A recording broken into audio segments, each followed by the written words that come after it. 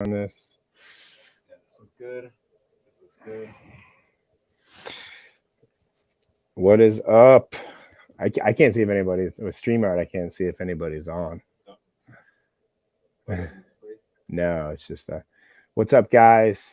I don't know if anybody can hear me or if anybody's even there. So yeah, StreamYard's a little. Go ahead and leave a comment if I sound okay. Oh, I see the comment. There's like 5 people there. 2 people. What's up, Matt? Learn editing skills. Good to see you guys. Thanks for showing up to the stream. Luis, can you do one more post to IG? Just to remind everybody. Perfect. Woo, sounds good. Thank you, Andrew. Got 7 people on. Give everybody a few minutes to hop on. Everybody likes to be fashionably late. I got to get to where there's like 500 people waiting. We're live right now on YouTube. Go ahead and check it out. Hope to see you. What up, Mr. JC, Zavala, Ryan Walsh? Let's rock. Dope. I'm using a new software called StreamYard, so it records automatically. Hopefully the full quality of this nice camera that I'm using. Streaming is like a whole new world. Me and Luis are trying to figure it out as we go. Well, since you guys are here early, if you guys want to drop some questions, I have a bunch that everybody emailed in that we can go over, but today's stream is going to talk about, I guess we'll keep the topic again, how to be a high-paid video editor, and we can kind of take it to wherever you guys want to go. At least the ones that are here live. I appreciate everybody showing up on this Wednesday evening. Let's see. So like there's a button that says I can show a comment. Oh, dude, that's dope. I can show a comment. Oh, like on the. Yeah, on the stream. Like I said, I this is StreamYard. I'm like, this is cool. Well, I guess we'll start with learn editing skills. I know it's early, but what strategies to use to get clients who can pay $6K a month, or where can you find them? Well, to get a client that can afford to pay you $6K a month repeatedly, because you have to think like $6K a month is a lot of money. Most people can hire an in-house person for much cheaper than that. Not much cheaper, but they can hire people cheaper than that, or they can outsource. So the real only way you're going to get $6K a month clients is if you're leading with results, which is something I preach in all of my things time and time again. And what I mean by leading results, in this case, it's views, or it's views converting to followers, and then in their case, followers monetizing. So the people that can actually afford $6K a month, $7K a month, $8K, $9K, $10K repeatedly have businesses already that are monetizing on the back end. And what I mean by that is just they have the ability to justify a cost every month of $6K for more views, because that's ultimately your goal. If you're editing for them, you want to get them nice videos that get them views. If you want to charge more, you help them film. So, I mean, even at $6K, it's going to be tough to get just a specific editing job to pay $6K, unless you're all encompassing. I mean, you're doing their short form, you're posting across all the platforms, you're like a full service, and you are editing their YouTube, maybe doing their thumbnails. But the best way to do it for short form is to focus on doing, 1 to 2 videos a day for them, as in post 1 to 2 new videos every day, as well as film with them, whether it be over Zoom or in person. And depending on the cost of the travel, you would have to work it out with them, whether they pay for the travel or you offset it in the cost of the $6K. If you're just starting out and you're a solo person, you're trying to get 1 or 2 clients at $6K, you can probably afford to travel yourself to film with somebody. Then you batch film, you film for like 1 to 2 days, and you ideally leave with around 100 videos, and then you edit those. So, I mean, that's kind of the gist of what a $6K a month type of package, at least that's what it looks like for us here in my company. And then we go up from there, because I know if I film with somebody, I can significantly increase their views. If I'm relying on just looking at their old stuff or filming with them on Zoom, it's going to be harder to predict the virality of videos and get them to say exactly what we need them to say to go viral. So I hope that was that pretty complete? Oh, Louis going to add to it. Yeah. So to summarize, so here's how you get paid $6,000 a month as a video editor. 1, you're going to focus on short form content. You're going to be posting 1 to 2 videos a day for the clients. So that's 14 videos a week. You're posting every day, twice a day. You are going to film with them over Zoom to direct them to help get better videos. And if the costs purvey, if you're not like overseas traveling to the US, if you're in the US, you should focus at least twice a year flying to them in person. and then batch filming as many videos as you can and utilizing those while you're encouraging them to be on podcasts and film more long form content that you can splice up and make that into TikToks, Reels, and YouTube Shorts. And that's a good solid $6K a month package that really justifies the cost. And I would lean towards more 1 video a day if you're filming, and if you're not filming, go for 2 videos a day, but implement some sort of filming with the client, whether that be in person or over Zoom. That's going to solidify you as irreplaceable, meaning they're going to be relying on you for the whole creative process. And that's how you charge $6K a month as a short form video editor. One more hook. You can charge $6,000 a month. And then I'm going to film a couple hooks for this video because that was a good clip. Here's how you can charge $6K a month as a short form video editor. What was the other one you said, Luis? You can charge $6,000 a month to edit videos if you do this. You can charge $6,000 a month to edit videos if you do this. So what we just did there was film some hooks because I'm going to chop that clip later. And this is similar to what we do with clients. So that's like a trade secret. And how do we come up with hooks? We don't really have a formulated way. We're just actually really good at it. And that comes with reps. It's like working out. You don't bench 315 the first time you go to the gym. So, all right. So that will be it for learn editing skills. That was a good question. Learn editing skills. Someone said, when are you having an event in St. Pete again? Oh, post that. Mark, what's up, man? How you doing? Want to have an event in St. Pete again? I'm actually wildly overwhelmed in the company, so I don't know if I'm going to be having a live event in the immediate future. I'm doing a couple things with Ryan Pineda that I'll talk more about later, but as of right now, I'm just trying to not lose my mind because of how busy we are. Let's see. What up, Taco? Oh, Taco Audit in the house. Michael Sanchez. Frito Pendejo. I hope I'm saying it right. Likes my shirt. Luis got me this for my birthday last week. Just tell how much it is. Yeah. So if you had to guess in the comments right now how much this Sublime shirt costs, type that in the comments. Because it looks like it was drugged behind a truck. If you see it up close, it's got like holes in it. And then I'll share the brand because I really like this brand. Someone said $112. There's definitely a lag. $12. I wish.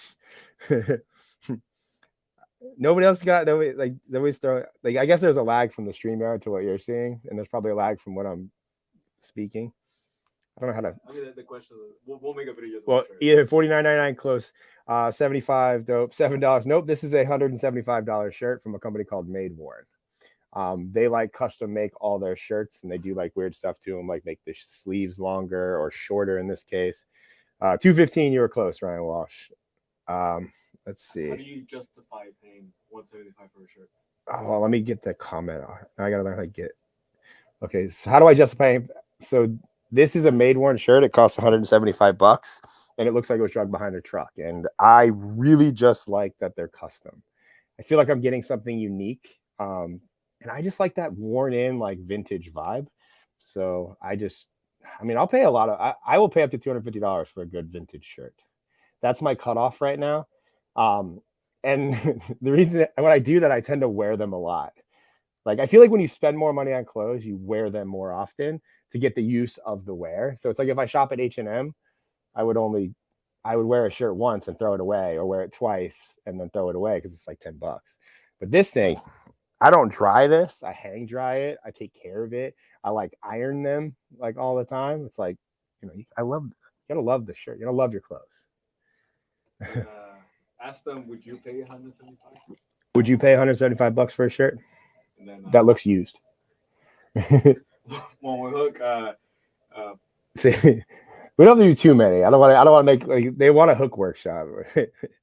So this is like a live hook. So the hook for this one was like, well, like I would say like this is why I don't mind paying $175 for the shirt. This is why I don't mind paying $175 for a used t-shirt. So basically, I mean, does anybody have questions on hooks? Like since we're kind of going through those. Yeah, someone wrote that like you reverse engineer the video to come up with the hook.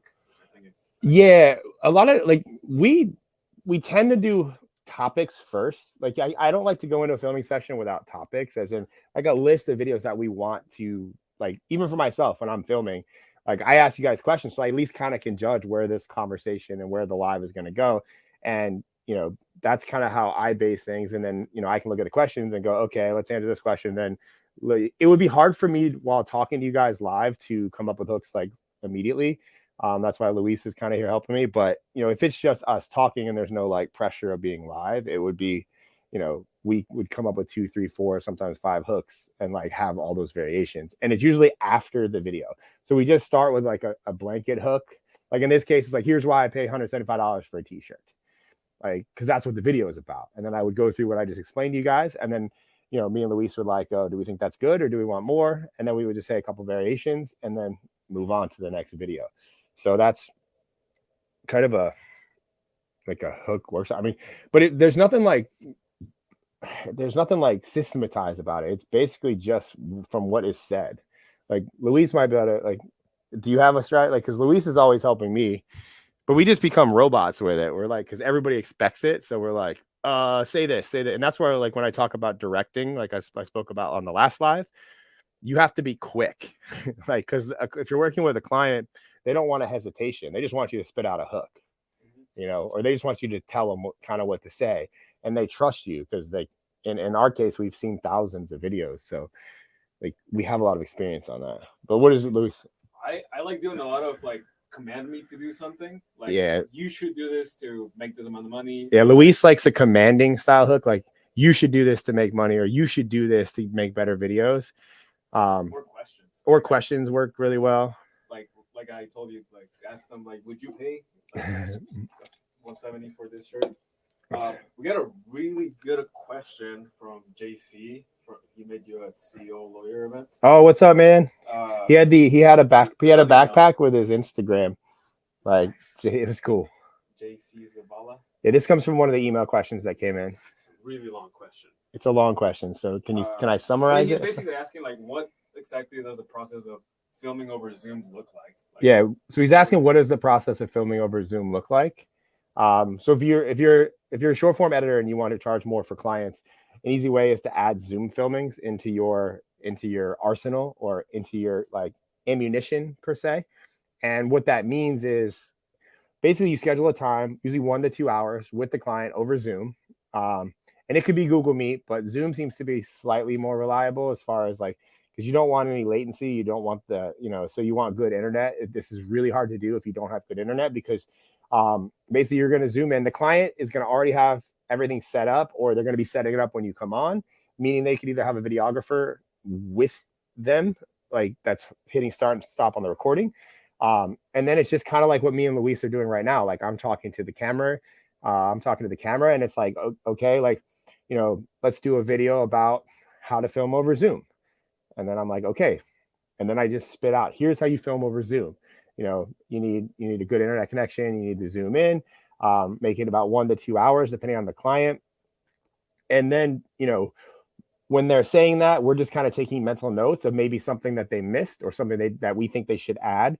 Like, for example, like the details that might be left out. Like, okay, what if there's a latency? What if there's a lag? What if you don't hear everything? These are all things that do tend to happen over Zoom. And really, there is no good answer for that. You just kind of have to deal with it. But you help them make a complete video, and then you help them at the end do a couple extra hooks. And then, okay, stop recording. And then you say, go ahead and hit record again. And then say, all right, video 2 is how to set up how to use StreamYard for live streaming. And then they say what they have to say, and you do the process over and over again. It is slightly slower over Zoom, and roughly 2 hours would net you 10 to 20 videos. The most we've ever, depends on the experience of the client. I think the most we've ever gotten from a 2 hour Zoom was like 30. No, we've done more, but Luis says we've done more, but I don't think I've done more than 30 on a Zoom. I think with Onyx we did really well one time. Yeah, it's very dependent on the filmer, like on the client, how good they are at filming, and you directing as far as saying what you need to say. Yeah. One thing you can tell them, like, it's like talking to somebody on FaceTime. Yeah, you want it to feel like you're talking to somebody over FaceTime. Let's see. Actually, I mean, JC had a lot of follow-up questions. Yeah. I don't know if you want to answer one there. Yeah, I'm gonna go to the stream since everybody's here. Andrew has a good question. So I'm gonna post that up on the screen.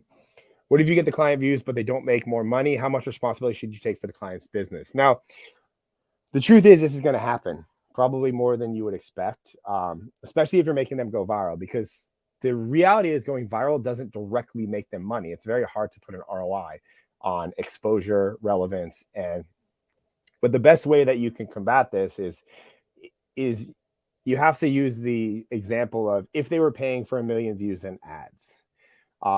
Basically, in ad world, you get, for 1 million views, you might see on short form land, or like typical is like anywhere from like $1,000 to $2,000 for like 1 million view video. And this is based off YouTube statistics and YouTube ads and Facebook ads. So knowing that, let's say you make $1,000, or they would have to pay $1,000 to reach 1 million, or I'm sorry, they would have to pay $1,000 per like 1,000. Like I'm twisting my words because point being is you need to put the reference of ads to the ROI of the video. So if they were to go to Facebook and buy 1 million views, let's say you paid, 50 cents a view, or what's the calculations on that? Let me use my calculator. So let's say you're paying per view for an ad on Facebook or YouTube. So let's say you're paying, I'm at like 25 cents a view. So you pay 25 times 1 million, 100, 1,000, 10,000, 100,000, 1 million. That's $250,000 they would have to pay for 1 million views. Now all of a sudden your 10K a month doesn't seem to, it's more palatable. And when you're doing that, yes, then the argument would be for them, well, I'm getting targeted followers if I am running ads because I can choose who I'm talking to or who the ad is being shown to. And I don't necessarily believe in that, because when you're reaching 1 million people, you're going broad mass appeal no matter what you do. So you're reaching everybody anyways. And organic world, I would say, our rivals being able to specifically pick everything on ads because the algorithm is so good, it's going to show it to the right amount of people. It's going to show it to specifically who wants to see those videos. So the argument could even be that you're getting better views by the organic. So that's just, one way to frame it as far as when you're talking to a client. If you got them, you're like, well, I didn't make any money. It's like, okay, well, how much did that cost you if you had to do it on Facebook? And most of the businesses that you're going to be having this conversation with are mostly have run ads in the past or understand the process of running ads. If they don't, you probably don't have a good client. But as far as taking responsibility, if you're like, especially if you're an editor or like even like what we do with the short form, like with directing, like I do take some sort of responsibility because I want them to make money from the views. So if they're not making money, then it might be a problem of the content. Maybe it's just not being received well. Maybe it's not a good amount for them to like, we should pivot the content a little bit. But at the end of the day, like there's a lot of other factors involved other than you got them traffic. It's up to them to monetize said traffic. And that could be on the phone, that could be with a product, like you're not really in that control. And there's a lot of variables that you have no control over that you really shouldn't be fucking with if you're focused on getting them to go viral. I hope that was good, Andrew. Asking how much would they pay for a hook workshop? If I did a hook workshop for you guys as a like a live training, like a paid live training, what would you guys want to pay for something like that? Yeah, because they have to, travel. Yeah, it would be. I mean, I would assume that would be like a live. We could either do that live or virtual live, but it would be easier to do it like in person live. Yeah, either a 1 day or 2 day event. Yeah, 1 or 2 day event. Yeah, I'm just curious to know how much they would. Yeah, like what do you guys value a hook workshop as? So one of the hardest things to do in the internet world is like price things. Because if you price too high, then you don't get enough people. If you price too low, you don't make enough money. Online pricing is very difficult. JC was asking about your studio. Any advice building a studio? Like yours looks great. I would say mine looks half-assed. If you actually looked at it, if you actually looked at the podcast studio in person, like there's gaps in everything because I was like impatient when I was sticking them to the wall. But I mean, I don't know that people need a studio. Like if you look at some of my biggest videos, they're not done in the studio. But I do like this. Like I think the studio is good for branding. Like I like having my stuff back here. I like that it's like familiar. So like if you know my work and you're scrolling and you see the laptops, you kind of know it's my it's me, just based on before you even hear me like speak. But this thing was pretty cheap to build out. Like I built out this studio. I know I made a video about it on my profile, but like the foam panels are actually like, I think the most expensive part, minus the cameras. Like you have to have cameras. So like minus the camera setup, which in my case has gotten a lot more robust. Like I have a Sony A6600, which is around, the whole set is about 2,500 bucks. About $1,000 for the microphone on top of that. So we'll say 35. Plus I have a brand new Sony ZV-E1 with another Sony lens on it. And that setup's about 3,500 bucks. But that's the cameras. The foam paneling, I think I spent about $1,000 foam paneling the room. These lights were stupid cheap. These two chairs are gray. There's two of them here from IKEA. They were, I think, 80 bucks each. I got black rugs on the floor that I bought from Amazon for like 20 bucks a piece. I think I bought 3 or 4 of them. I have this like workbench that I bought from IKEA. I want to say I spent around 3,000 plus the sound paneling. And then it costs $1,000 a month to rent the space. How big is it? And this is only like 980 square feet. Wait, no. I'm sorry. This is 148 square feet, I think, is the exact. Sorry, not 900.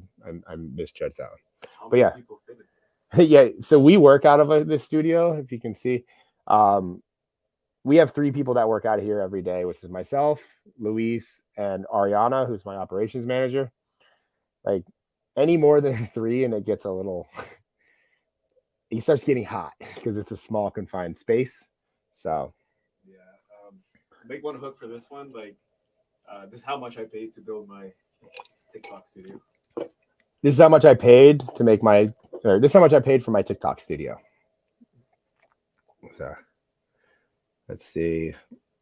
Yeah, there's definitely a lag. Yeah, it's bad, huh? It's like 2 minutes, probably longer than that. Here's a quick question. Dave asks, what program do you use to create your shorts with? All my editors edit with Premiere Pro. I personally do not know how to use Premiere Pro. I know the fundamentals. And if I'm editing any of my own videos, it's edited in ScreenFlow, which is a Mac-based software. It costs around 150 bucks. But Premiere Pro is the standard. I actually have one editor that uses Final Cut, and I think another one that uses DaVinci Resolve too. But I'm big on just the fundamentals. You don't need special softwares to learn the fundamentals. It's universal across any platform. But there is a learning curve to Premiere Pro, which is partially why I just don't fuck with it. I mean, Ryan Walsh is asking, how often do we shoot together? Do we double direct with the client, or is it just you or me? Wow, we're pretty. So, truth be told, I don't shoot that much because we were talking about that today, of the separating of the agent, Viral Edits, the agency, and my responsibilities in the agency, and then Ryan McGinn, the personal brand that's getting much bigger, and splitting up the two. Like, I focus more of my time on the agency than I do my own personal brand. And I think the last time we filmed in the studio, me and you, was what, 2 weeks ago? But we film with Lowe's. Yeah, but whenever I go places, I do the collab style videos. I do the interviews. We do those a lot.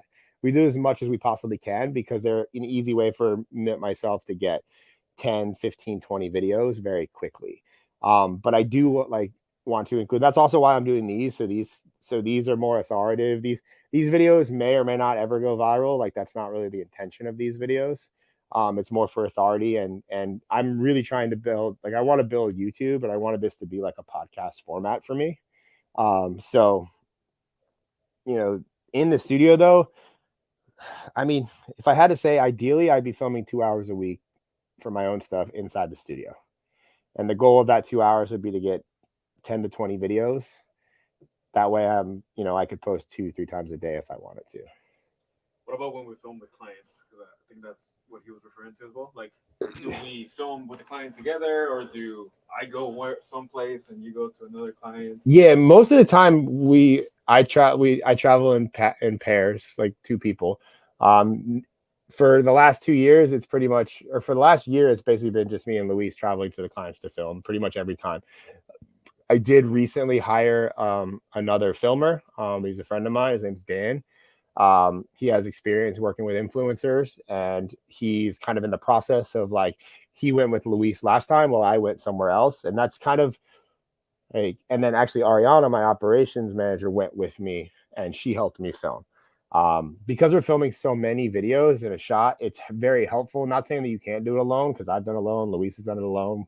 We've done it alone many a times. It's just keeping track of like all the, like, we try to really take file management seriously as far as like taking notes. So we know, you know, exactly how many videos we got, what the video count is, how many hooks we got, you know, if there's any special things that the client needs for that video to make it more complete, as in like a research study, or, you know, an example of like Brandon Carter, like we made a video about his credit card points. You know, he needs a screenshot to show his credit card points, or like, you know, him holding the credit card. So if we need to film any supporting shots, we make, you know, we have a Google Doc that we're making note of all that, so that we have it when we go back. And that's very hard to do if you're directing behind the camera, controlling the camera, talking to the client. And then usually it's Luis, and the last time it was Ariana keeping track of everything. But yeah, I mean, we have gotten to the point now where we have to split up. But for the last year and a half, it was just pretty much me and Luis everywhere. And we flew, like, Luis never tracked his American Airlines miles, so he didn't get, but we flew like, I mean, if I factored in Germany and India, which I didn't, Luis did not go with me to those. We filmed like, we flew 90,000 miles on American Airlines last year, I think, minus, and that was, I flew another 40,000 on Delta, and that was just overseas, which is a lot. Yeah. That's a lot. That's flying basically twice a month, sometimes 3 times a month. And now it's to the point where we could honestly fly somewhere every week if we wanted to. Ryan Wall said he paid $2 to $5K for a hook workshop. That's dope. Learn editing said $750 for 2 day.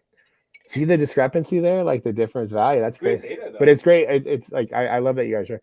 Matt said $250, 99 at virtual. TSA pre-check or clear. I don't have either of those. We don't have either. So we like. You have an Amex. I have an Amex, so I got clear for free, but we fly out of Tampa, and Tampa security is never bad. No.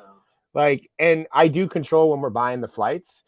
I don't like super early morning flights. So I usually we travel in the, like, I would say early afternoon. And what that means is you're traveling off peak, so the airport's not as busy.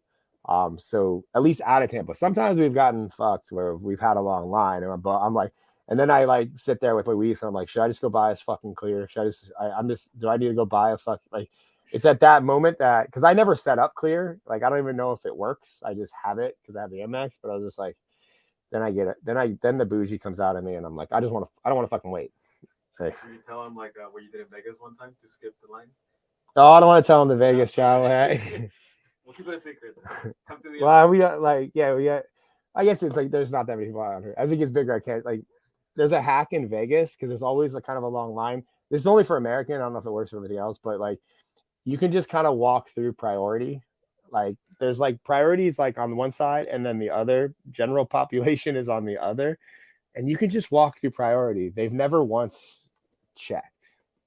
They just look at your pass, and there's never a long line on that side. So if you know, you know. Like, if you see that, you're welcome.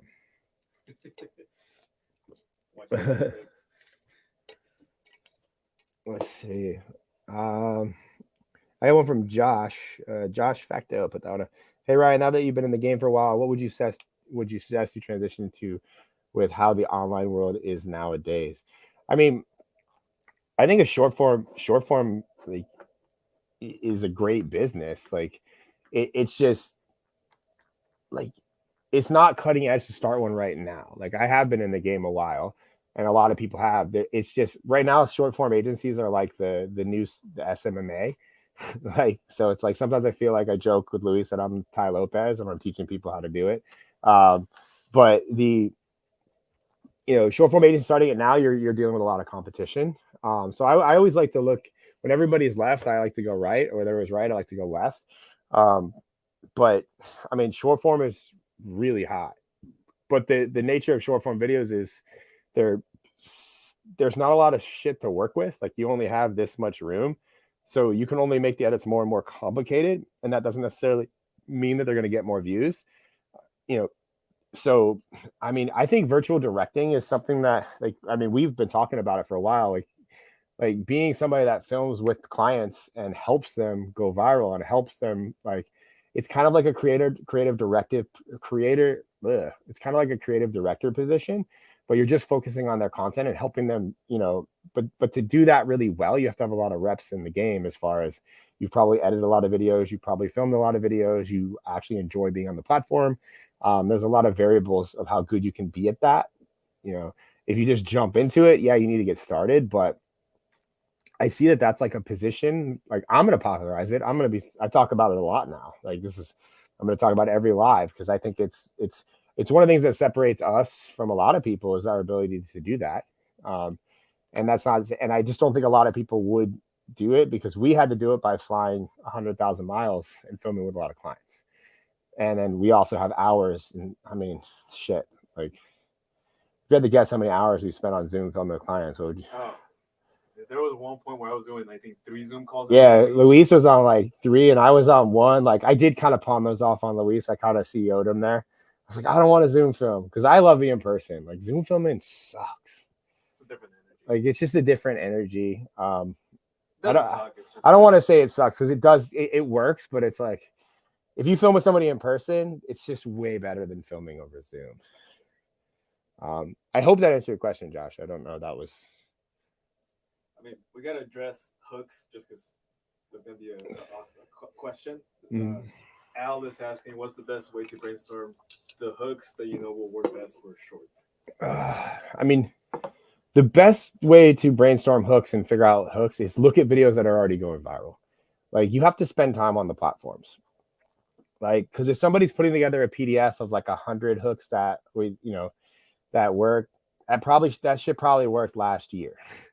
Like, unless, so you have to look at what's currently getting views on the platform. And the best way to do that is to actually be on the platform. Like, I still probably spend an hour a day watching short form videos and I kind of just go back and forth with, like, I spend more time on YouTube one day, I spend more time on TikTok. It's not great for like productivity, but it's like, it's my business. So, and it's like my life. So I want to see what's going viral.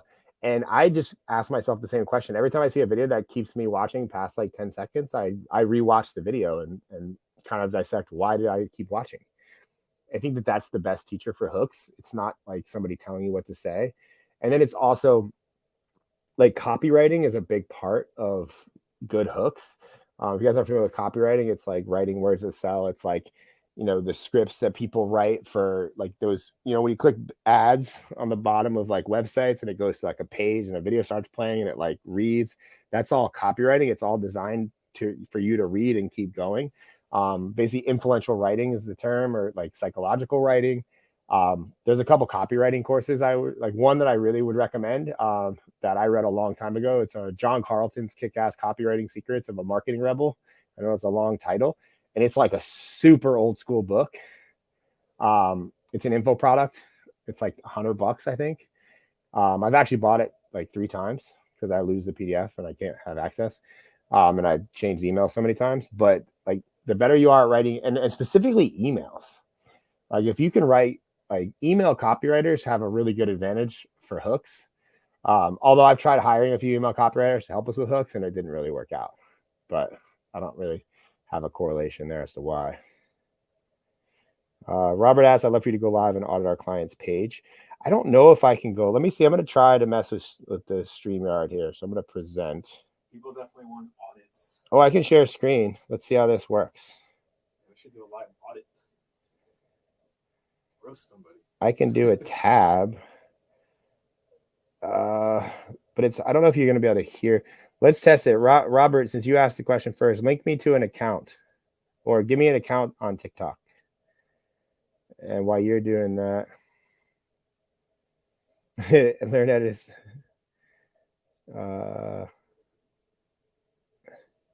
Rywall said, if you ever go to Newark or JFK, you'll never be without it again, as far as clear. That's good. That's good to know, because we have to go to New York to film with a client pretty soon. I personally am not a big fan of New York City. It's just too busy for me. But I think it's cool. I'm like, I would be in and out. Learn it. How many editors? So it's not real quick, but how many editors work for you, and do you have someone to manage them, or do you do it yourself? Like, it's a constant management process of editors. Like, I would say the editors I have two high level editors that I trust to manage the lower editors. Quality control. They're more quality control, and like, training. And I say lower tier editor. That doesn't mean that their quality is any less. That just means that they're slightly less experienced. I mean, majority of my management team, besides me and Luis, is female. Like legitimately, my like two of my best editors that I trust to run the quality control for a lot of my company are females. I think female editors are at an advantage because of their attention to detail. Guys tend to, or men tend to not pay attention to the little details as much. What are little details? Little details being grammar, like making sure the eye line is correct, making sure that there's no shifting in the footage from like when they're zooming in, making sure that the subtitles are centered and they're not like going crazy, making sure that there's like all the clips are kind of like not color corrected, because I don't encourage color correction, but making sure they all look uniform. Like audio is not all kinds of different levels. Pictures make sense. Emojis are just not randomly put there for no reason, like a lot of fucking editors do for no goddamn reason. I fucking hate emojis. But things like that, I just found, and like women tend to excel at that, whereas guys are more like brute force edits. And that's not saying one is better than the other. It's just we work with a lot of high end clients and they expect perfection, so I can't have shit misspelled. Sav is on the live. Sav is on the live. Sav's one of our senior creative editors. She's awesome. What's up, Sav? Just gave you some love, you and Kim. Let's see. Oh, how do I hide it? Someone's asking, like, are there any templates you base any of your videos off? If so, do you mind sharing any? I don't understand what a template is. Like, I'm gonna assume either the style of edits or because they have a beginning, middle, end. I mean, I feel like if you're following a template, you're not creative enough. Like, and that's not, I mean, yeah, there's like a story structure, beginning, middle, end, but like, I know people sell video templates and like shit like that. Like, I know a lot of competitors that sell that. I just don't understand it. Like, none of the videos that I've ever made go viral was there a template that could have made that shit happen. It's just, we did it. And when I say we did it, like a lot of it, like that's the thing, a lot of it's off the cuff and it's just from experience and it's just from trying things. Like, I saw that interview style videos were working well, so I was like, how can I do these and educate people? So me and Luis literally went to the mall and started talking to people. And then I realized that was really fucking hard to do. So then we're like, how do we make this easier?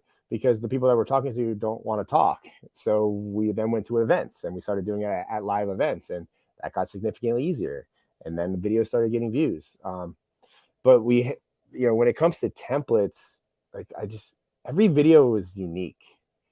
At least that's how I treat it. Like, there's definitely like styles of videos. Like, there's a story video. Yeah.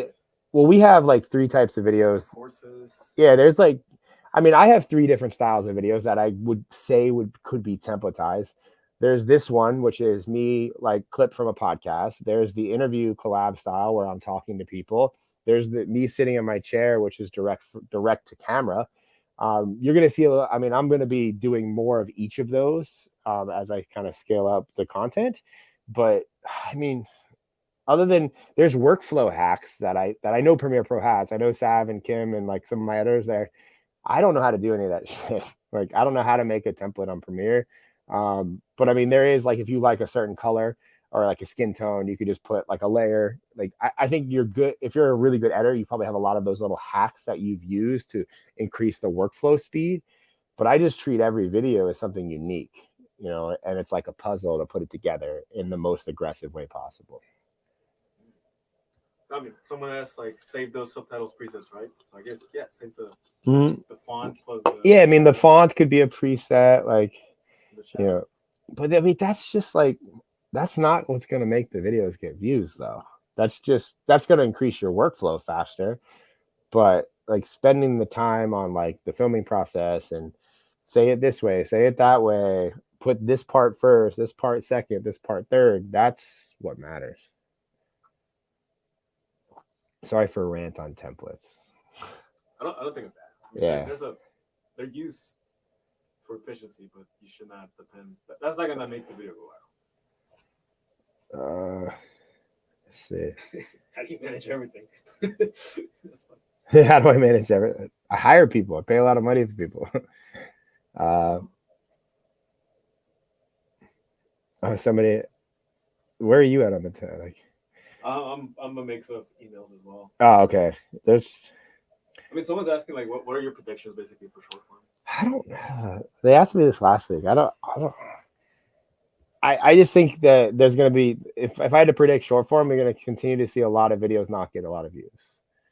Like, and the people that spend more time on like the information that's being shared, less of quantity and more of quality of information being shared, I think those people will rise to the top. But if you can find a balance of quality of information and quantity, that's where, but no matter what, like I've seen my quality dip as I've started to go post 2-3 videos a day. You lose quality as you inherently build quantity, but like I mean, I said it last week. I think the middle YouTube is going to disappear. I hope I'm right on that. I know there's a lot of people that were angry about that. At least in the comment section on TikTok or Instagram, they were like rebuttaling that. But I just think that any videos between the 3 minute to an hour, like I just think you'll see less and less of those, and you're going to see long shit like this live out over like 2 hours, hour and a half, like really long, like more casual conversations. And then you're going to continue to see very calculated short form, and even like 2 to 3 minutes, maybe 5-minute clips, like, cause the writing's on the wall for clips, because like before Joe Rogan went to Spotify, his JRE Clips channel was growing faster than his actual channel. People just want the meat. They just want the nuggets. So I like to skip past all the long and just go straight to the nuggets. Someone says, address the emoji epidemic. People just put emoji in for no fucking reason. It's like, oh shit, we need a happy face here. And it's like, the emoji should match the emotion of what is being said, if it even needs to be there at all. Like, I mean, I look at emoji, and also I feel like, I mean, we use a lot of emojis when we started, but I just think over time they look cheap. They're just, but I think people use them in the wrong context is the biggest thing. Like, people just put an emoji there because it's like, I know, and even some of the captions apps are like, we can even add emojis, and it's just like pops one in there. It's like a big one. And it's like, oh, okay. So there's like an and like, I feel like there's some like subtitlers. I'm not even going to call them editors because they're not that good. That just fucking, they're like, oh, this needs an emoji. This needs an emoji. Oh, GIF. And it's just like, it just makes the videos look so fucking cheap. They just look like you paid $10 for them, which they probably did. It just distracts from the whole thing. Yeah. And those things distract from the overall message of the video, which should be the person speaking. Like, and even I've gone down the rabbit hole. Me and Luis joke about it. Like, I cringe at some of my early videos. Like, we were bad, but we were innovating and aggressive. And I look back and I'm like, God, I wish somebody would told me how bad that was. But here we are now. Sound effects. There's a setting on sound effects that you can put it to 10%. There's nowhere in the world where you need to have a sound effect at 100% volume, like to where it's like you're wearing headphones like this, and it's like ka-ching. It's the worst. I will throw my phone if I will never watch those videos again, and I'm guilty of that. I did that a long time ago, and I called it pattern interrupt, but in reality, it was fucking dumb. We just didn't know. Like, but I see that number one way for me to tell if it's a brand new editor or a really bad editor is if there's way too many emojis and the sound effects are at 100% volume. We don't, I mean, my videos don't have any sound effects. I say that. Do they? 10%, I would say. Yeah, like we put them in here and there. Like, but they're, for the most part, they have no sound effects. Just like B-roll, like stock footage B-roll. Fucking hate that shit. Like, that's like the worst. Like, I don't even know why I hate B-roll so much. Does anybody in the comments not like B-roll? Like, I think it just looks so tacky. It's like some random ass girl, and usually the B-roll footage looks so much better than the person's footage of them talking. So it's like it's a wild disconnect of like, why does this matter? This is gonna be clipped. Yes. I see Robert put Nick Comodina. I'm gonna pull that up and then I'm gonna try to share screen and hopefully this works, guys. So to say for a hook, someone's wrote emojis look cheap. You should probably just say that. Emojis look cheap on videos, and so do sound effects, and stock footage B-roll, and stock pictures. Like, and some of my editors still put them in my videos. Like, I digress. Actually, Mr. JC, he says like everyone uses the same B-roll. That's probably why you hate it too, because like. Yeah, I would much rather see zero B-roll than stock footage B-roll. If it's B-roll of the actual person doing the actual thing, I think that's cool. But I still think that's kind of unnecessary. Like, it can be cool. Like it can be cool, but I feel like, editors overseas. Shout out to you guys making a living overseas, as I roast your entire business right now. You add those into videos and to justify to make a cool edit, and it's not working. If it was working, then you'd see those. I don't think I've ever seen a video go viral that was like majority stock footage B-roll. Just like I've never seen an AI video go viral yet. I'm still waiting. Like, there's some going on right now. I mean, not a video about AI, because those have gone viral, but they're not made with AI. I've seen a few now, but they're like motivation. It's like AI talking, but it's like it's a motivation. Yeah, like I know that there's softwares now that like the softwares will like I could put this 2-hour clip, and I have one of my guys trying to do that to mine, and we're posting some of the videos to test them, and they're cringeworthy. So I don't know if I can stomach more of them being posted because I care about my reputation. I don't think they're cringe. They're just not punchy enough. Like they don't make you want to watch. Yeah, the AI does not know a good hook yet. It might, who knows? Maybe we'll be talking to robots at some point. But let's see, Nick Comodina, Robert. I have the TikTok pulled up, so I can go to his Instagram. We'll go to his Instagram. Ari says hi. Hi, Ari. Ari is my operations manager. She's awesome. See, like all these people, like to actually, people don't see the behind the scenes of like how to manage 18 clients and the amount of energy and personalities and people that it takes to do that. It's like having 18 girlfriends. Yeah. I feel like I'm married to a lot of people. Let's see. So I'm pulling up Nick's page right now, Robert. I'm going to try to share the screen, and then I'm going to let you guys tell me if it looks okay. Are you doing a live audit? Yeah, I'm just going to look at it. I don't know if I can, like, everybody can hear it. So, like, this is the first time. I should have tested this. So do you guys see Nick Comodina's, I hope I'm saying that, Nick Comodina's Instagram? Can you see if they say it in the comments? The lag is terrible. The lag is bad. I don't see it. Wow, it's still not working. I see it on mine. Yes, they see it. All right. I don't know how this is going to work. All right, so I'm going to go to the Reels tab. Now, at first glance, like, very clear set. Like, he's definitely got a nice camera. So, like, there is a level of professionalism. So, big ups to that. But, like, well, there's only 4 videos here that look, I would say, like, there's a significant upgrade. And Robert, maybe you can tell me, like, it looks like there is a camera upgrade or a set upgrade in the last 4 videos here, because you can see a significant, I guess there's one here. Like, these look kind of bad just from an outside perspective. But as these newer videos, so let's see, we got his thumbnail on this one. He looks a little psychotic, but that's probably, you don't see that when you're scrolling. I'm going to unplug my, like, can you hear this?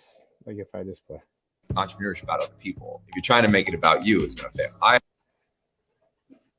I don't know if you guys can hear me playing the video. Yeah, well, I just played like the first 5 seconds. I got to work on the streaming side. It's going to get better, guys. It's working. It's only the second week I've done this. I'm going to have it to where I can do more interactive stuff like this, but bear with me because I'm a big believer of just starting things. Did anybody hear like when I played that clip? Okay, so people can hear. Okay, so I'm gonna go back. Okay, so I'm gonna go play this again. We're gonna watch this video all the way through. You need to make entrepreneurship about other people. If you're trying to make it about you, it's going to fail. I had my first dive into entrepreneurship when I was probably 19. I was working like 5 different jobs. I was working at the Boys and Girls Club. I was working at Kmart. I was teaching dance on the side. I was going to college full time. I was doing all these things. And then I got my personal training cert, and I was a fiend. I was the original DM outreacher. When I was on break at Boys and Girls Club, I was commenting and messaging everybody on Instagram, hey, I'll give you a whole workout plan and nutrition plan, $25. And I couldn't get anybody to buy. I couldn't get a single, even my friends. I was like, I would do all this for $25. Nobody wanted to buy from me. And I was like, what the fuck is going on? Like, how can, like, this is a steal. And well, I stopped a little bit early because there was the hook that I didn't know what the fuck was going on. That was the hook of the video. Like, and the reason I say that is because that was the most emotion that he showed throughout this entire video. That in my opinion, like I would repost this video and I would put that first. But also it wasn't until significantly later that I realized that I was going about entrepreneurship as a way to serve myself and not a way to serve other people. So I was being extremely needy, extremely scarce, and extremely just embodied in lack. And that energy was completely pushing everybody away from me. You need to make entrepreneurship out of it. So the hook that was originally used, you need to make entrepreneurship about other people. Right there, you're not, like, most people aren't entrepreneurs. So you lost a huge percentage of the audience. Like, people just aren't entrepreneurs. Majority of people work jobs 9 to 5. So you have to kind of tailor a video towards those types of people if you want to get more reach. But there was no, like, the part where he cussed was the most passionate part of the video. Like, and that when you're scrolling is going to get somebody to stop. And then there was nothing really tactical in this video. Like, I couldn't share this with a friend and say like I wouldn't even know what to write to share it. Like, Luis, do you know what to write to share that video? If I had to force myself, it would be like, bro, this is what it looks like when you start a business. Yeah, it's like you could blanket say that this is what it looks like to start a business, or like, if you're not, it's like say if you're an entrepreneur, watch this, but like nobody's an entrepreneur. Like, should be more focused on like how to make money on the side. Yeah, the one thing that stuck out that I was interested in was that he was selling workout programs for $25 and nobody was buying, and he was messaging people on Instagram. So a better video from Nick would have been like how many messages a day did he send? Like, I sent 157 DMs a day on Instagram selling a $25 workout program and I sold nothing.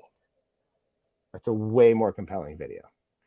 And then like he probably knows why he wasn't selling it now. So then it's like, here's why I wasn't selling them. And I didn't realize this until like 5 years later, and then break down why he wasn't selling something. Because right now, and then it's like, then I could, if that was the video, I could be like, yeah, anybody like that's received a DM on Instagram could be, hey, has this ever happened to you? Send.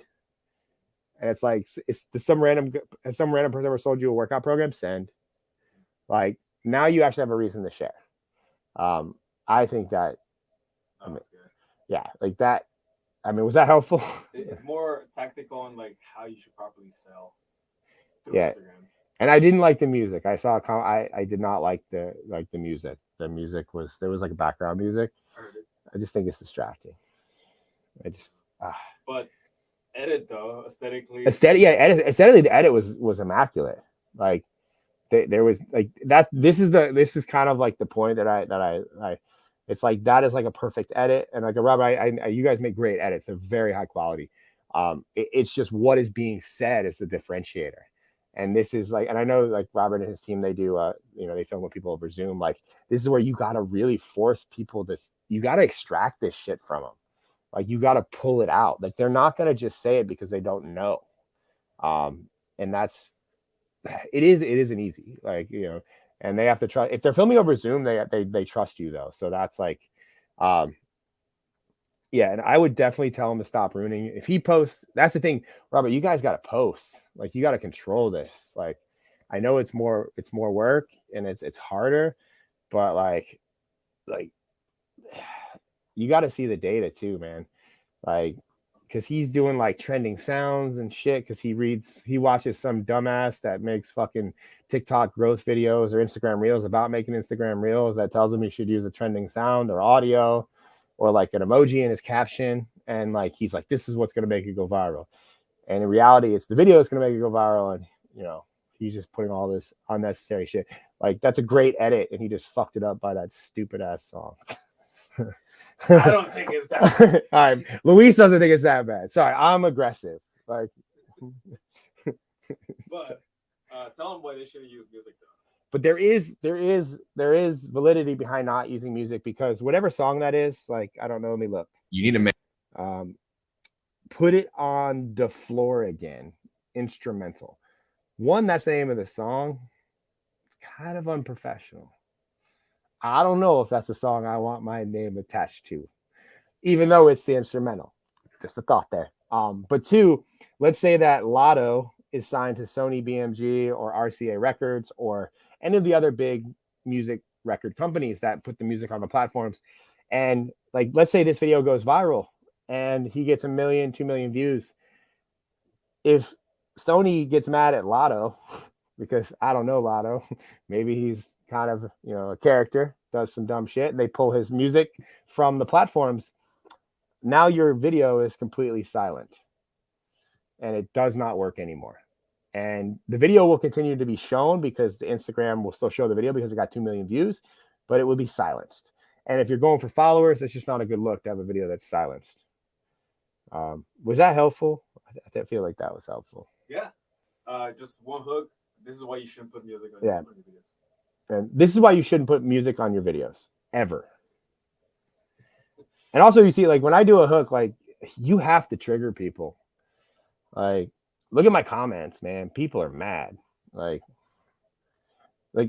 here's something that I've observed.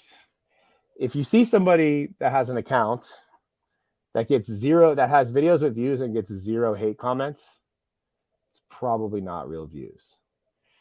Because I'm just like, well, there's engagement groups. There's engagement groups and like different ways. Like, I don't know. They're if you see an account and a video has a lot of views and it's all positive, like, I would encourage you to look through my videos, because I don't do anything fishy on any of my shit, and people can rip my shit apart if they want to try. I'll open up my analytics. I don't do anything shady. Like, I've never had a video get 1 million views that didn't have a shitload of hate. Like, almost absurd amounts of hate. So just something to be mindful of.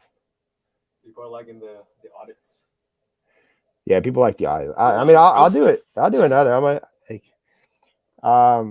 Matt has a really colorful profile. Yeah, Matt, you got a great profile pic on your YouTube channel. I feel like you should just do him just because it stands out. Yeah, Matt, do you want me to look at a video? Live audits are fun. Like, yeah, because like you're just roasting. Yeah, I'm just being a jerk. I'm just being an asshole. It's like, yeah. Constructive criticism. Let's see. Well, Matt, if you don't have it, I know Mo has some. Mo, I'll go to your Instagram, man. And then Matt, if you pop one in there. Yeah, I know Mo Abasi. I think you met him, Lewis. He has come to a couple events at JC.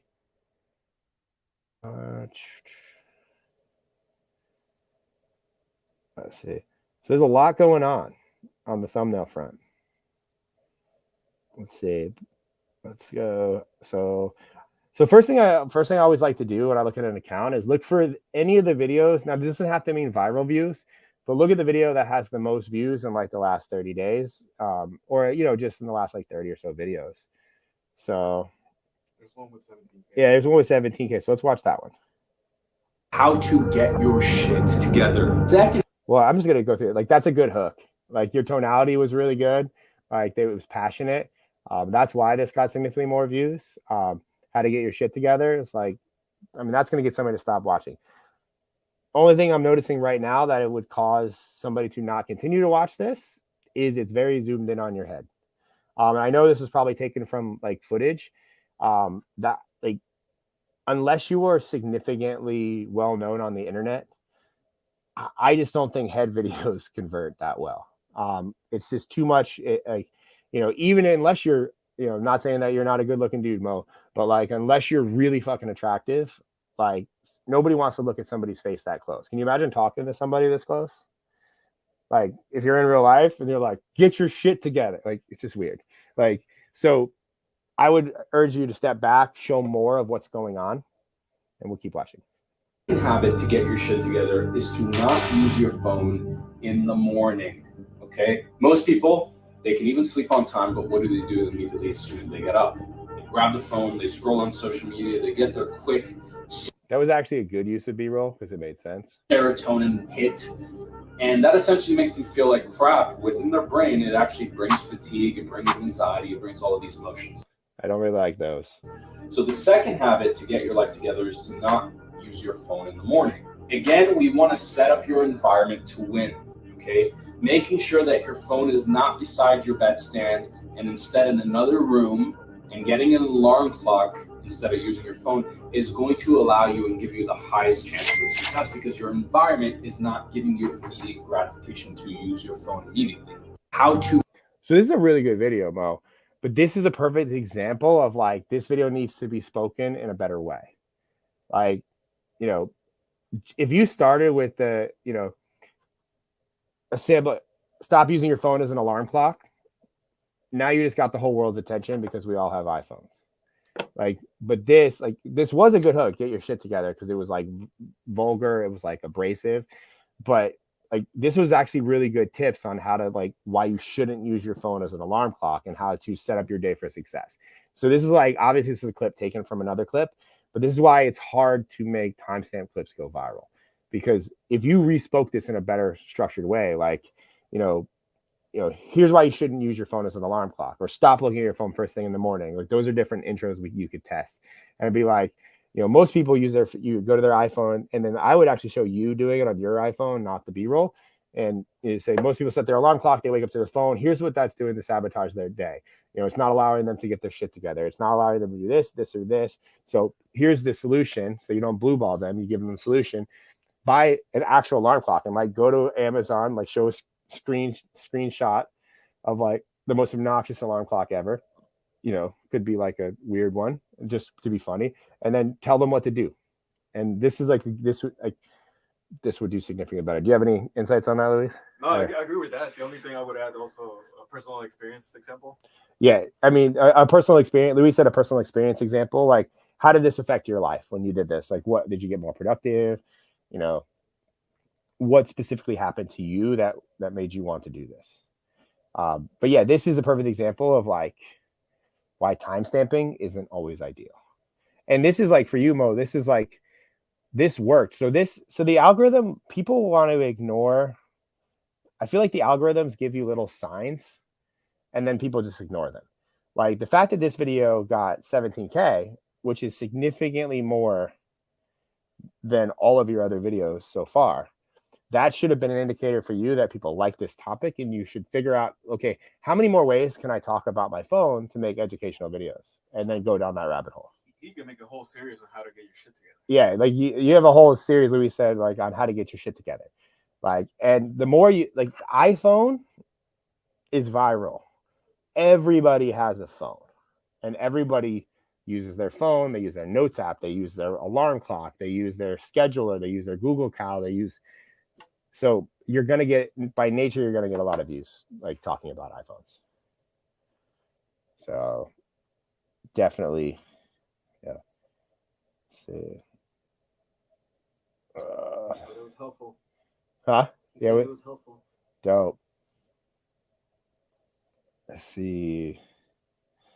I know Matt said Rosa should have his, so Matt's, I'll pull his up. So StreamYard's actually working pretty good. Nice. Not free? No, I think I'm paying like $50 a month. It's another software. Oh, I've seen your videos, Matt. Let's see. Let's go to Reels. Oh. So you could definitely use something cooler as a backdrop. kind of boring just looking at the thumbnails. I mean, the green stands out. I'm just scrolling. So this one, oh, so 1,000 here on this video.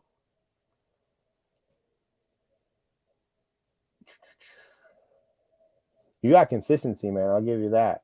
You've been posting videos for a while. Let's see. Let's go back to that one that got 1,000 views. This one's got 1,100. Or this one's 1,125. And let's look at this one. 2 ways to help your reels not look like shit. But first, you're going to want to save this video for later. The first one is called Reel Templates. This is natively in Instagram, and you could just go to any reel that you like. You have a little template icon down at the bottom left. You're going to click that, and you're going to be able to add your photos and videos, and it's going to cut that perfectly with the trending audio. The next one's going to be another app that you're going to have to download called CapCut, which is free. They have tons of trending sounds and templates that you could use to create with your photos, videos, export, and then upload them to Instagram. I'm just listening to the music. Like, I actually like that song. Like, I honestly, man, I haven't heard a word you said. I was just listening to the song. I mean, to a degree. Will you be trying either of these 2 methods? Let me know in the comments. So 2 ways to help your reel. So this, I don't personally like this GIF.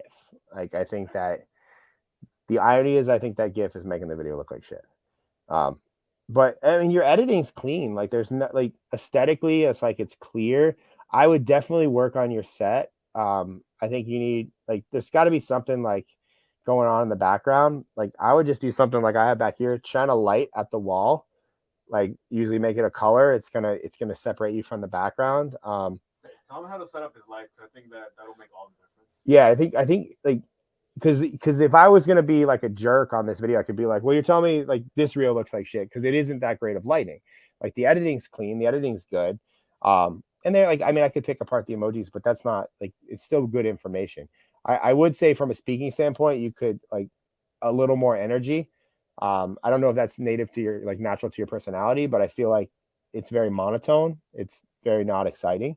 And I did share this last week. You kind of have to play a character, and you need to amplify, like, your strengths and your qualities to get attention, because you're fighting against a lot of people. So, like, that's obviously not something that's going to be a progressive thing that you'll have to work on the more videos you make. But for lighting, like this setup right here, so like I'm like really close to the wall. Like, this is the wall right here. There's not a lot of separation. So to kind of make me pop out a little bit, I have my ring light here at a 45-degree angle. That's the only light in front of me. It's like a ring light right here. And then I have these lights, which are like $10 off Amazon, I think, just hanging behind the laptops. That now you see those lights, and I separate a little bit. And then down here behind me is like an LED light that is just pointed up at this part of the wall. And all that together kind of makes me pop out from it. And it's a very simple setup. Now, this room isn't very big, so that's why I only need one ring light. If the room was bigger, I might need another light over here to light the front of me, and then you have behind, and you're in the center. And I don't like straight on lights. I always like angles. Gives a little more shadows. I just think it makes people look better. But your video is not bad. I just think, and also it's a video about reels. So by nature, they're going to get a little bit more views, but unless it's something very, very unique, like, it's probably not going to get a lot of views, because everybody's kind of making the same videos about how to make better reels. How much is he going to spend on lights? Yeah, and I mean, for the lights, like, I mean, the ring light, I don't know, Luis, I kind of stole this from you because mine was old. What does this one cost? Between $150 to $100. Yeah, like I would invest in. I'm a big fan of the ring light. I would buy a nice one, 18 inches. You want to go the big boy.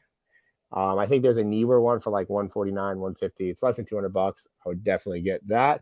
And then these things are like, I think $10 each.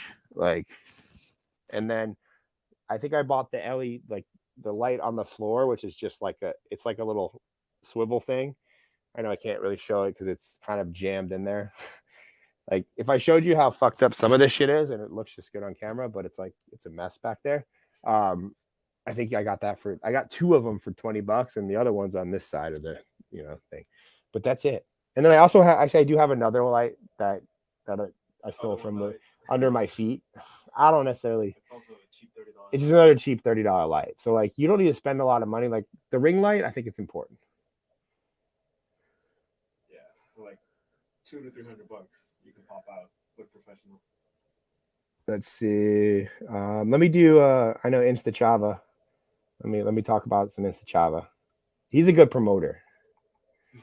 He said, clearly still finding my niche, and I know the music is distracting as fuck.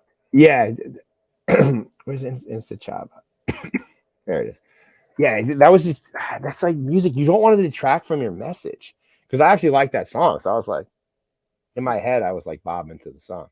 It's music with lyrics tends to be distracting because now there's two people talking. Yeah, there is a time and a place for music. Like I don't want to say music is always bad. Like some of the motivational videos, they have that background music, like that works. But I think people overuse it. You know, it's like there's no rule that says you have to have music on your reel or TikTok. Like Instagram's never said that. It's just a bunch of fucking people made videos saying that you needed to use trending sounds. Like Instagram literally said, if you use features, we like that. Like, that was really like all that fucking weird dude said, the guy that talks something. But people take things way too far. Let's see. Chavo's got good energy. So he's got some big videos. So just by looking at it, like lighting's really good. Like this looks very professional. Let's see. That's a good video to pick apart. Let's see that one that got 120K, 135. So this is from a podcast. Going from $7 in the bank account to 7 figures. 12 months. I think that's, and it creates that physical trauma and then psychological trauma. Something just like it like shoots up. Like absolutely. What are my hands gonna do if something falls on my head? Like that triggered me. I need to do something like this. And I said to myself that day, I want to climb Kilimanjaro. Now, mind you, I'm barely walking at this point. Yeah. Most of the times, people hate the wrongs that have happened in their lives, and so they live in that regret. I knew why the window had fallen on my head. It wasn't so I can climb Kilimanjaro and be a badass. It was so that I can climb Kilimanjaro on that specific day, on that specific moment, so that I could meet this guy. And that months later, I would be raising money to help kids with cancer. Going from $7 So I'm actually kind of, I mean, this video did okay. I think this video really did okay just because it's a woman, you know, she's attractive, and she's talking about bank accounts. I think that, what do you think, Luis, on this hook? It's a collab video, so it might be a lot of her following. Yeah, and it's also a collab, so like, let me see how many followers she has. So I don't know if that's his or her podcast. Oh yeah, she's got 4 million. Yeah, it's her podcast. Okay, well, good up for Chava getting on that podcast. But so a lot of these views came from her side because it's a collab. But the video, like, it was kind of confusing. So right here in the hook, the bank account to 7 figures. Like from $7 in the bank account to 7 figures. Like, okay, you have my attention. Although that seems very unbelievable. I've talked to Chava, like, so I'm assuming it is probably a real story. But to the average person, that just, I mean, type in the comments if you believe that. Like, that's very hard to believe without any type of proof. And then it kind of switches. 12 months. I think like 12 months, like, and it creates and like, so like 12 months, that was all he said. So, you know, and again, you're working with a timestamp here. You're working with what was said on a podcast, which is very difficult. That's why I'm a big fan of speaking directly to the camera. Like 12 months for what? Did it take him 12 months to go from 7 to 7 figures? Like, he should have clarified that. And then when he clarified that, there should have been proof there. Creates that physical trauma and then psychological trauma. Something just like, and then it goes into physical trauma, psychological. I'm lost. Like, do you understand what's going on, Luis? I got distracted by the Kilimanjaro story. Yeah, and then there was the Kilimanjaro story at the end, and then he was talking about cancer, kids with cancer. It's just very confusing. Maybe it's like a summary of the podcast. Yeah, like, I mean, I don't know. I think it's kind of confusing. Like, so I'm surprised. Like, but that was just a confusing video. And this is like, and everybody does this, and this is why it's hard. When you're on podcasts, it's very hard to formulate complete thoughts in a strategic way.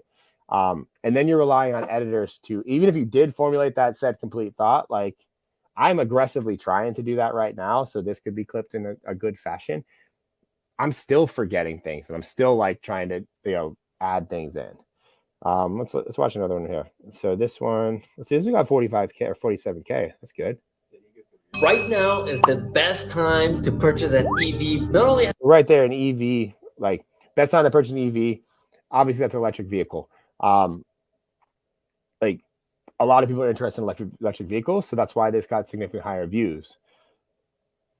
the prices come down, but the federal government is giving now a 7,500 EV tax credit. So Tesla lowered their price rate so that not only would they be lower in price, but also you get an additional 7,500 credit. So now the combustion engine vehicle price is around 49,000, whereas you can get a Tesla for as low as $37,000.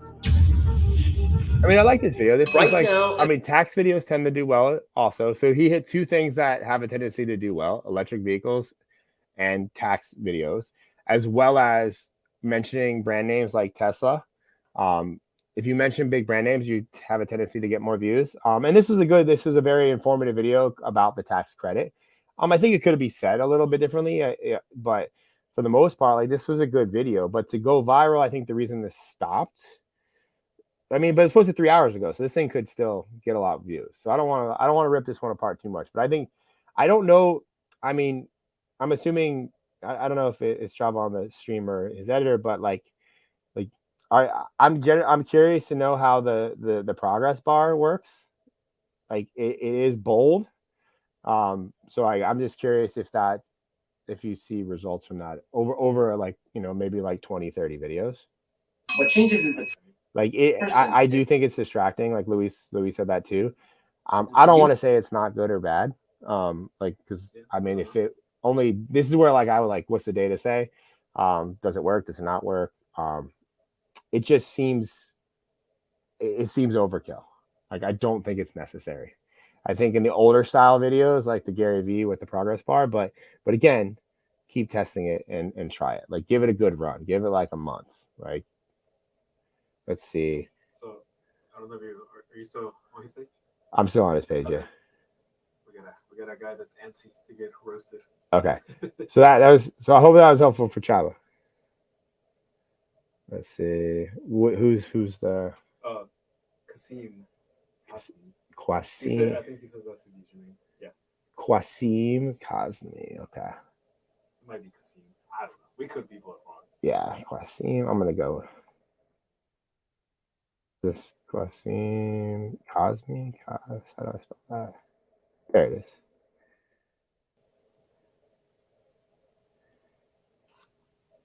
Well, you got a good aesthetic. Lighting looks great right off the bat. Let's see.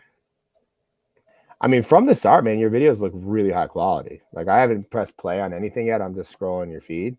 Like really, I mean, props. Like these are good looking videos. So even before knowing it, I'm going to add that this is just based on your topics because this looks like really good videos. So let's go ahead. I mean, this one got 16K. So let's go ahead and watch this one.